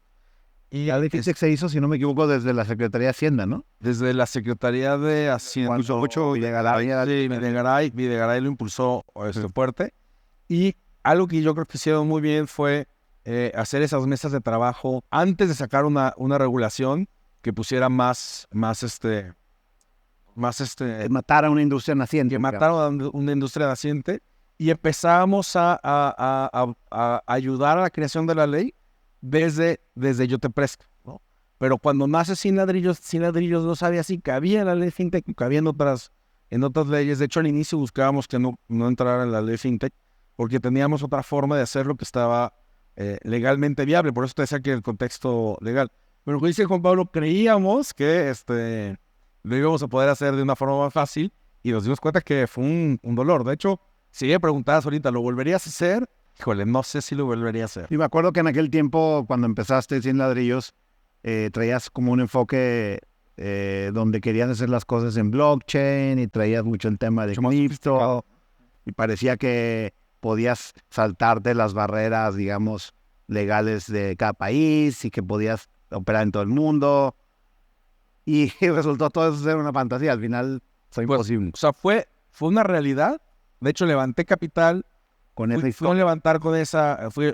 capital con esa historia. Levantamos aproximadamente $2 millones. Tardamos 18 meses en construir el primer modelo. Lanzamos la versión 1 de Sin Ladrillos en blockchain, y a los 2 meses sale la ley FinTech. Y la ley FinTech mata el modelo. Todo se derrumbó. Y entonces, después de 2-3 años, Juan, de estarle fregando, decirle a mi equipo, ¿qué creen? Todo esto hay que tirarlo a... Nos metimos a leer la ley como más o menos 5 días así a profundidad. Y desapasionadamente, porque siempre platicamos del tema de que te tienes que enamorar del problema que quieres solucionar, y no tanto del cómo solucionar, ¿no? Porque quería tanto y platicaba tanto el speech y tenía tanta energía que tanto me la creía los inversionistas, que me enamoré del cómo, ¿no? Me enamoré del blog. Y eran unas vidas ahí. Nosotros ahorita, en ese proceso también nos cambiamos de oficina, KF y Sin Ladrillos juntos, ¿no? Digo, no juntos, pero en el mismo piso.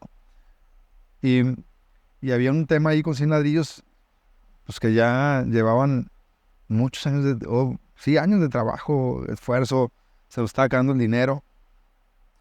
Y Hugo me dice, Sin Ladrillos tiene que seguir sí o sí, no estés de acuerdo. Y dije, sí, o sea, incluso si ven, mucha gente que va a veces a la oficina de KF Sin Ladrillos, digo, si te das cuenta, no sé si ves que la oficina de Sin Ladrillos está dividida en 2, ¿no? Ah, pues no me doy cuenta, pues hay un muro ahí, ¿no? ¿Por qué crees que? Porque cuando nos llegó el cambio de oficina, pues de pronto yo decimos, pues que a lo mejor ni media oficina va a poder pagar Sin Ladrillos ahorita ya, Sin Ladrillos pues casi nos saca del piso, y tienen 3-4 oficinas más en otras partes del país, y es una... Pero en ese entonces era vida o muerte también. Parecía que se iba a Y era una actitud determinada, en este caso de Hugo, decir, esto va, porque va, y no sé si estés de acuerdo. Le dije, pues va, o sea, Sin Ladrillos no se va a morir por ningún motivo, ¿no? Porque ahí estaban los problemas acumulados de manera, el tema regulatorio, el tema financiero. Creo que Hugo casi, de manera física estaba emocional, muy desgastado, o sea, porque En este contexto también fue cuando la autoridad, ¿no?, de la Comisión Nacional Bancaria te leyeron la cartilla y te dijeron, lo que estás haciendo no se puede. En un momento me dijeron, eso que estás haciendo, aunque la ley lo permite, nosotros por criterio no lo vamos a permitir. Y tienes 3 opciones. Cierras, cambias o vas a la cárcel, ¿no? Entonces, cerrar para mí no era opción, ir a la cárcel mucho menos. Entonces tuvimos que cambiar. Pero entonces, el tema anímico, dice Juan Pablo, después de haber trabajado 24 meses sin descanso, físico, emocional, lanzar y pedirle al equipo, teníamos $100,000 ya en la cuenta, ¿no? Tenemos que cambiar todo esto en 6 meses. sí o sí. Sí o sí, fue pesado. Logramos hacer el cambio, no fue fácil, tardamos 2 años y medio obteniendo la licencia. La licencia es una autorización que te da la autoridad financiera de este país Para poder operar y hacer crowdfunding. para hacer como un mini banco, ¿no? Un banco digital o una financiera digital. Y lo logramos, y no sé si recuerdas un poco la historia que te platica Juan Pablo. Fuimos a Las Vegas a un evento que se llama Money 2020. Y ahí estaba yo, pues cansado, porque era, o sea, todo el esfuerzo, todo el dinero que habíamos. Fue de los momentos más bajos de Hugo y de Sin Ladrillos, ¿no? Pues esto, ya habíamos lanzado la nueva versión y esto ya, no, ese día ni los acompañé a cenar, yo no podía más. No repunta. Y pedí una señal para ver si era el camino y no se acuerdan, pero al día siguiente les dije, no lo puedo creer. Hubo 30 transacciones en la noche de la nueva versión de 100 ladrillos y ahí repuntó, regresé a México y hablé con Juan Pablo también y todo lo consultamos, ¿no? Porque al final de cuentas es la aventura que estamos jugando juntos. Quizá la analogía es de la película esta de Volver al Futuro, cuando Marty McFly está desapareciendo de la foto. ¿Sí te acuerdas? Porque ya se está muriendo así. Sí. Y de repente otra vez en la foto y se da cuenta que está vivo. No, Para mí fue una revelación lo que podíamos hacer, la debilidad que tenía en el corto, mediano y en el largo plazo. Y consultamos y dijimos, necesito el voto de confianza que aunque ya no tengamos fondeo de Venture Capital, necesito poder fondear esta empresa con recursos propios los próximos 18 meses. Y lo vamos a sacar. Y lo bonito de la empresa que hoy dirijo y que fundamos en el 2017 es que yo les digo, en 100 ladrillos hay trabajo para los próximos 100 años. O sea, el trabajo no va a terminar. Cada vez tenemos más inmuebles en administración. Vamos a ser la entidad que opere más, que tenga más assets under management. A ver, Naz, perdón que te interrumpa, pero Naz, para los que no conocen 100 ladrillos, ¿podría explicar rápidamente qué hace 100 ladrillos hoy? Sí, 100 ladrillos es una plataforma digital en la que se pueden comprar y vender fracciones de inmuebles 100% en línea, ¿no? La gente puede comprar desde $1,000 pedacitos de inmuebles AAA en México, en Estados Unidos, en las mejores ubicaciones, para poder ganar rentas y venderlos y quedárselos toda la vida, ¿no? Y ganar rentas, venderlos en algún momento, ¿no? Entonces, la visión que tenemos nosotros, la misión es, queremos ser, al inicio queríamos ser la plataforma que te ayudara a democratizar la tenencia de los bienes raíces. Y después del COVID en el 2020, que todo el mundo sufrió y no sabía qué iba a pasar con sus modelos, nosotros repuntamos fuertísimo, ¿no?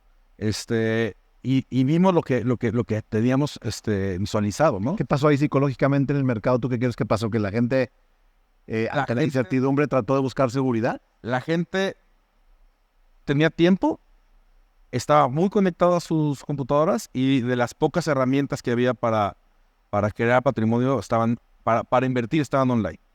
Y yo creo que la gente siempre va a buscar opciones inteligentes que hagan sentido para crear, crecer y proteger el patrimonio, ¿no? Y ahí nos cambió la visión fuertísimo, ¿no? Porque creíamos que éramos la herramienta para democratizar los bienes raíces y nos dimos cuenta que la gente lo estaba utilizando para poder proteger y crear patrimonio, ¿no? Entonces, hoy la visión que tenemos es queremos ser la plataforma número 1 de México y eventualmente Latinoamérica de creación patrimonial. Y cuando hablamos de creación patrimonial es que creen patrimonio desde cero y que poco a poco vayan creando, y a veces decimos sin costo de oportunidad, porque eventualmente esta plataforma que es FinTech PropTech se vuelve mucho más fintech, ¿no? Y lo que queremos hacer es que la gente no tenga que decidir entre crear patrimonio y gastar, o crear patrimonio e invertir en sus negocios, ¿no? Lo que creemos nosotros es que con este activo que genera renta, que es muy sólido, la gente va a poder invertir, crear patrimonio y poder pedir créditos con garantía en sus ladrillos, pero a tasas muy bajas. O sea, imagínate lo que pasaría en este país o en Latinoamérica cuando la gente pueda pedir créditos personales, pero a tasas como si fueran créditos hipotecarios. Entonces, pues eso es lo que para nosotros es sin ladrillos, ¿no? La plataforma para intercambiar y comprar inmuebles, pero el fondo es la herramienta de creación patrimonial. Y me gustaría platicarte un dato, y ahí me sorprendió este dato. Creemos nosotros, o la idiosincrasia es que el mexicano y el latinoamericano no ahorra, ¿no? Y me sorprendió ver este dato, pero el 20% de las personas en Latinoamérica sí ahorran. El problema es qué porcentaje de esas personas invierten. Y solamente el 2% de las personas invierten. Entonces, ese 18% que ahorran pero no invierte está perdiendo dinero, ¿no? Entonces, es una forma de inversión, no de ahorro. Y gran parte de las razones por los que la gente no ahorra o no ahorraba es porque no había tantas herramientas o posibilidades para invertir, ¿no? Sí, efectivamente empieza del camino, de la causa uno es no hay, ¿no? Pero hoy hay muchas opciones, ¿no? La tecnología ha venido a facilitar y a democratizar muchas cosas, ¿no? Entre ellas la inversión. Hoy que hay plataformas, estos datos que te estoy diciendo es al cierre del año pasado. O sea, hoy existen las herramientas. Lo que hace falta a lo mejor es la evangelización, la confianza, el camino de comunicación y de confianza que vas creando con el mercado. Entonces, creemos que hoy no es un tema querer si quieren, porque el 20% ahorra, solo el 2% invierte. Pero si quieren, ya hay. Ahora hace falta que confíen Dice, yo te presto, había sacado una estadística ahí, súper interesante, de que había creo que alrededor de 9 millones de mexicanos, algo así más o menos, que tenía dinero ocioso en su chequera. No sé si México o Latam sea de los países en donde yo creo que ahorita se ha sofisticado un poquito más, ¿no? O sea, hay en sus cuentas bancarias algo que se llama el famoso pagaré, que la gente ya ahorita sube su dinero y todo, pero años atrás el dinero de la gente ahorrado está en chequera. Entonces, incluso el pagaré bancario pues te paga muy poco, ¿no? O sea, pero bueno, ya hay por lo menos una categoría, ¿no? De que, mira, pues lo voy a sacar a invertir aunque sea un pagaré bancario. Y después, ante la negativa de los bancos de pagar CETES, por lo menos, en el gobierno, no me acuerdo si fue el de Calderón, se creó una herramienta que se llama CETES Directo. Pero no es amigable, hace cuenta que estás usando Windows 90 y tantos, 97 o no sé cuál. Está súper chafa, es bien difícil de usar. Entonces, toda la visión ha sido en estas dos compañías en cómo hacemos para que el consumidor gane. Ahora, el ahorrador que tiene su dinero pueda tener opciones de inversión, ya sea prestando o adquiriendo un inmueble. Y en ese sentido creo que gana México. O sea, no es una guerra contra un sector, contra otro, sino es una guerra a beneficio de los consumidores. O sea, contra de la ignorancia y en contra, digamos, del desconocimiento, ¿no? Y la clave es evangelización y usabilidad. O sea, yo creo que hacérselo fácil a las personas es la clave. ¿Cuál es la visión que tienen ustedes para los siguientes 10 años? Porque ahorita Sin Ladrillos que lleva 6 años, 7 años. 6 años. ¿Cuál es la visión que tienen ustedes? ¿Cómo lo ven los siguientes 10 años? ¿Qué es, digamos, dónde se visualizan? Si hicieras ese ejercicio de visualización, ¿dónde va a estar 100 Ladrillos en 10 años? A ver, yo definitivamente creo que la siguiente era, la siguiente década o las siguientes 15 años es la era del público inversionista, del retail investor. Lo vimos en The GameStop saga, que pasó como el público en general se puso de acuerdo y tronó a los grandes fondos y las oligarquías esas de Wall Street, ¿no? Entonces yo creo que viene una era donde el control de las decisiones macro va a estar del público en general, ¿no? Y principalmente ese poder que tiene, digamos, el público viene principalmente de los beneficios del Internet, ¿no? El Internet, de la comunicación, de las plataformas. Porque el software. O sea, porque con comunicación pero sin armas de cómo accionarlas, es difícil, ¿no? Entonces yo creo que tanto la comunicación como las herramientas y la tecnología ha hecho que esto sea una realidad. Entonces yo sí veo que en 10, 15 años, quien parta el queso va a ser el público inversionista. Entonces, justo la semana pasada que estábamos en una plática en una junta con la Comisión Nacional Bancaria de Valores, que nos decía qué es lo que te da miedo que pueda pasar, ¿no? Y un poco del miedo es decir, me da miedo que teniendo todo hecho, ¿no? Tenemos el 90% del avance, regulación, emprendimiento, mercado, casos de éxito, que un tema regulatorio mate la última milla para que realmente un país como el nuestro pueda exponenciarse sin depender de los pocos fondos, pocos bancos y pocos actores que decidan cuándo hay crédito, cuándo no hay crédito y a qué costo hay, ¿no? Entonces yo creo que estas herramientas que permitan y habiliten al público en general, definitivamente va a hacer que un país como nuestro, avance. Y en 100 ladrillos veo definitivamente va a ser una de las plataformas que más ayuden a crear patrimonio con el mayor número de activos en manos de millones de personas, ¿no? Un tema que siempre mencionas tú, sobre todo tú, Hugo, pero hemos platicado mucho los tres, es el tema de la regulación y cómo la regulación y la autoridad reguladora es muy agresiva con las empresas que están tratando de hacer bien las cosas y muy laxa con los fraudes, ¿no? O sea, en el caso concreto en Guadalajara y en otras partes del país ha habido un chorro de casos de esquemas Ponzi, ¿no? Estos esquemas piramidales donde no hay creación de valor, simplemente hay movimiento de dinero donde con gente que levanta dinero y con ese dinero le paga a los inversionistas viejos, después levanta dinero y le paga así y solo la silla. Es el juego de la silla y constantemente cada 2 años, cada 3 años explotan 1 o 2 de estos. Y la autoridad no hace nada para impedirlos, ni se enteran. Y también ante las pocas posibilidades que habría, las pocas, digamos, de oportunidades de inversión que había para la gente común y corriente, era muy común que las personas normales cayeran en estos fraudes y perdieran todo su patrimonio, ¿no? Y yo sé que porque me has contado que tú se los has dicho en persona, oye, a mí me traes en friega, por decirlo de forma amable, y todos estos fraudes no les hacen nada. ¿Qué te contesta la autoridad cuando les dices eso?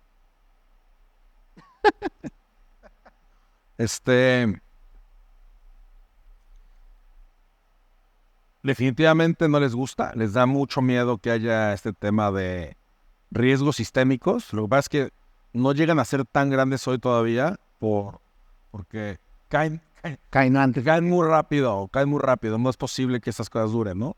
Y la otra es, a ver, me gustaría que la autoridad tuviera y fuera implacable mucho como la SEC en Estados Unidos, que como dicen nuestros amigos, que lo haces mal, te tienen en la mira, son lentos pero son una aplanadora. 5 años después van a llegar y te van a destruir. Yo creo que la excusa siempre es que la capacidad es poca en personal de los recursos que tienen las autoridades en el país, pero deben de ser implacables en ese aspecto. Y la otra es el mercado y el ser humano es ambicioso por naturaleza y esas opciones de dinero fácil siempre van a existir y siempre hay gente que va a caer. Entonces, nuestra labor como actores del sistema es hacer las cosas bien y que el tiempo también, cada año vivo y cada experiencia va a darle la razón a las instituciones serias, ¿no? Mira, a mí, sí genera frustración, pero hay yo lo que creo aquí en ese sentido es que esas son cosas que van a seguir pasando, ¿no? O sea, en cualquier industria, ¿no? Y es invitar a los emprendedores que, bueno, de todo tipo, pero en este caso el tema fintech o Procter, lo que sea, que la gente tiene que diseñar en su cabeza grandes productos y saber que pueden desarrollarlos y llevarlos a cabo y llevarlos al mercado. Cuando lo hagan, van a tener un montón de problemas. Van a tener problemas con la autoridad, van a tener problemas con la gente que hace productos no tan buenos o los copycats, pero de todos modos tienes que hacerlo, porque no hay otra alternativa, o sea, de crear cosas. En todos los contextos no hay, yo creo que no hay países más complicados o no que otros, porque cada uno tiene su nivel tiene sus cosas, su nivel de conocimiento y su nivel de profundidad. Y en México, en Latam y en Estados Unidos hay un montón de oportunidades de crear cosas increíbles porque hay un montón de problemas que solucionar. Entonces, lo que comentan en ese sentido tiene mucha razón, o sea, y no va a dejar de haber, ¿no? O sea, esos Ponzi. Ese es lo que hablamos un poco el otro día. O sea, es algo que le pega directamente a la reputación incluso de la industria, ¿no? Entonces hemos tenido gente que a lo mejor ha salido de 100 ladrillos, ha salido de Yo Te Presto, porque han escuchado en las noticias ese tema de esquemas Ponzi, ¿no? Y mueven su dinero allá. Mueven su dinero protegiéndolo, pero eventualmente pues después regresan y ven que eso no es nada ni similar. Entonces, aquí pues que es el aprendizaje, pues que yo creo que va a seguir sucediendo. A la gente es cuidar muy bien, entender un poco en qué juego estás jugando, si está regulado. También yo creo que aquí el consumidor tiene un montón de responsabilidad, ¿no? Y yo creo que también es algo que a lo mejor no se habla mucho, ¿no? O sea, cuando la gente a veces ni siquiera pregunta a qué se dedica la empresa, ¿no? En la que está invirtiendo. O sea, porque es su patrimonio y es algo muy delicado, ¿no? Claro. Es parte de educación. Yo creo que parte mucho de la educación y la evangelización. 2 cosas más que les quiero preguntar antes de irnos. Ya creo que estamos llegando al final, pero la cosa, en casos como el de ustedes, donde son socios, que no son familia, que siguen juntos después de tantos años, la pregunta sería, ¿cómo le han hecho para mantener, digamos, siendo un equipo cohesionado, jalando para el mismo lado, digamos, con una buena relación personal y con una súper buena relación profesional? ¿Cómo le han hecho para mantenerse juntos como socios que no son familia? O sea, porque en las familias a veces, con las empresas familiares, pues muchas veces pues están juntos pues porque les tocó, pero en el caso como el de ustedes, ustedes están juntos porque quieren y porque, digamos, han mantenido esa relación. ¿Cómo le han hecho? Pues, como dicen, esta relación de Warren Buffett y Charlie Munger, para ser un buen socio tienes que merecerse serlo. Entonces, tienes que trabajar en ser una mejor persona y ser merecedor de tener un socio. En este caso, pues yo tengo pues un privilegio, una suerte de habernos encontrado con Hugo hace ya muchos años. La confianza, yo creo que la confianza total, ¿no? De casi como en un matrimonio, de saber que si esta persona está ahí, va a darlo todo, va a tomar las decisiones coherentes y va a buscar mejorar el negocio. Creo que ese respaldo mutuo permite que cada quien haga y opere lo que tenga que hacer en beneficio de las 2 personas, ¿no? Entonces, como tú dices, esto no es algo que se da, ¿no? Yo creo que es algo que también que se construye. Se construye, no sé, a lo mejor con el ejemplo, con ciertas cosas que van pasando. Hemos tenido muchos retos en estos casi 18 años, pero también creo que también tenemos un perfil también parecido, en lo cual pues seguimos hambrientos, ¿no? De crear más cosas y con estas bases muy sólidas de que confiamos uno en el otro. Y bueno, no sé si... Sí, a ver, yo creo que me gusta puntualizar, ¿no? Pero yo creo que confianza total. Yo creo que sí tuvimos suerte de haber encontrándonos a una etapa temprana en la vida y que ese feeling resultó ser cierto, porque sí, el feeling puede caerse, ¿no? Hay mucha gente que se asocia y termina al año, a los 2, 3 años, ¿no? Y yo creo que es, primero que nada, yo creo que compartimos muchos valores que a lo mejor antes no lo platicamos, pero se siente, ¿no? Yo creo que compartimos muchos valores, y se alinean a lo que queremos. La confianza, el respeto, porque respetamos cada quien lo que hace y las decisiones, como dice Juan Pablo, y la admiración, porque aunque tengamos diferentes capacidades, ambiciones e intereses, yo creo que algo que al menos a mí me ha gustado y me llena es ver cómo siempre queremos crecer, cada quien en su área, ¿no? Entonces, nunca nos hemos sentido como hechos, y eso yo creo que es parte del juego, que siempre quieres más, no sé si es económico, ¿no? Siempre estás buscando un libro, aprender cosas nuevas, jugar, construir novias, cosas nuevas, salirte de la zona de confort, aprender una habilidad nueva, incluso hasta terapia, ¿no? O sea, yo creo que ese crecimiento y cómo hemos visto ver la vida crecer personal y profesional, ha sido interesante y es parte del respeto, porque vas admirando cómo cada quien va sacando hacia adelante sus demonios y sus problemas, ¿no? Y una última cosa que para mí es bien interesante y que puede agregar mucho valor para emprendedores nuevos es, ya llevas 18 años, digamos como con altas, con bajas, con problemas, con momentos donde sientes que no hay salida y lo resuelves. Y después de estos 18 años, digamos, has tenido un chorro, los dos han tenido muchos aprendizajes.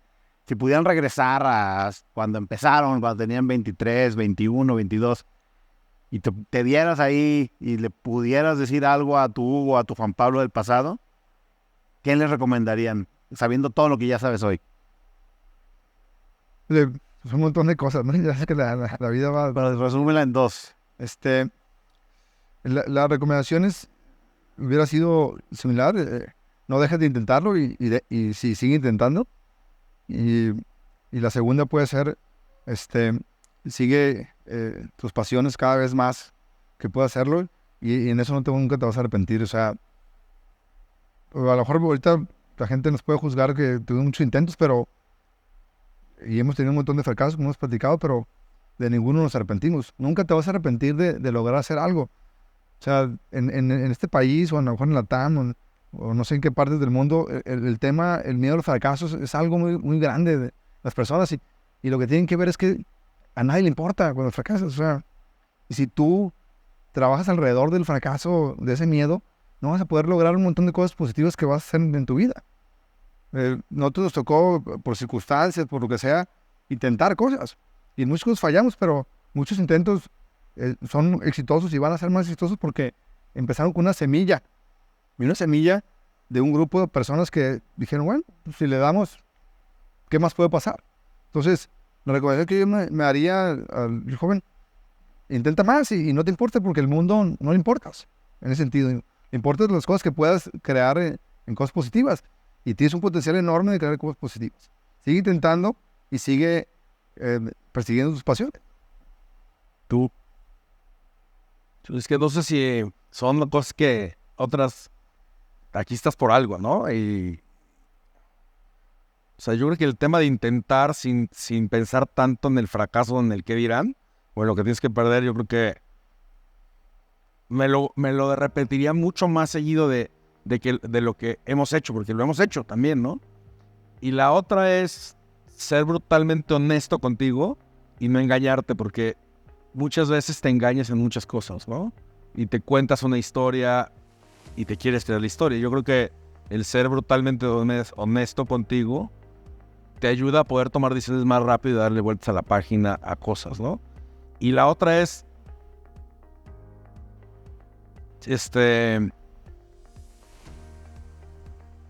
resiliencia y tenacidad, porque muchos de los negocios que emprendimos a lo mejor los hubiéramos tirado la toalla muy temprano, y es un tema que si me pudiera haber dado un consejo sería: cuando sientas que ya es suficiente, dale un poquito más. Ahí está la luz allá afuera. Y lo aprendimos a la mala y sufrimos mucho, pero a lo mejor ese consejo de hay luz al final del camino, ¿no? Y algo que a lo mejor yo agregaría, pues si tú crees en ti y crees lo suficientemente en ti, pues hay camino para ti, para seguir. Y a lo mejor en este sentido, que ahorita que hablas del tema de socios, pues algo que hemos tenido, que a lo mejor siempre hemos creído una persona en el otro, entonces a lo mejor eso también ha ayudado, ¿no? O sea, cuando a lo mejor yo no creo en mí, Hugo ha creído en mí, y cuando Hugo a lo mejor no ha creído en sí mismo, Tú has creído en él. yo he creído en él, y creo que eso es... Y mucha comunicación, yo creo que es como en el matrimonio, ¿no? Y a lo mejor en el matrimonio a veces no comunicas tanto porque o con hermanos tratas de cuidar muchas cosas. Con nosotros ha sido siempre muy honesto lo que pensamos y tal, y yo sinceramente yo creo que no hemos tenido así pleitos fuertes más que unas 2 veces en 18 años. Pues muchas gracias, pues muchas felicidades por lo que han construido. Me parece, la verdad, una historia de la que otras personas pueden aprender mucho. Neta, gracias por haber venido. Me encantó platicar con ustedes, compartir un buen vino, que sé que les gusta y se los traje especialmente para ustedes. Gracias por todo. Muchas gracias, José. Muchas gracias. Perfecto. Si te gustó este episodio, dale like, suscríbete al canal y activa la campanita. Compártelo y recomiéndalo.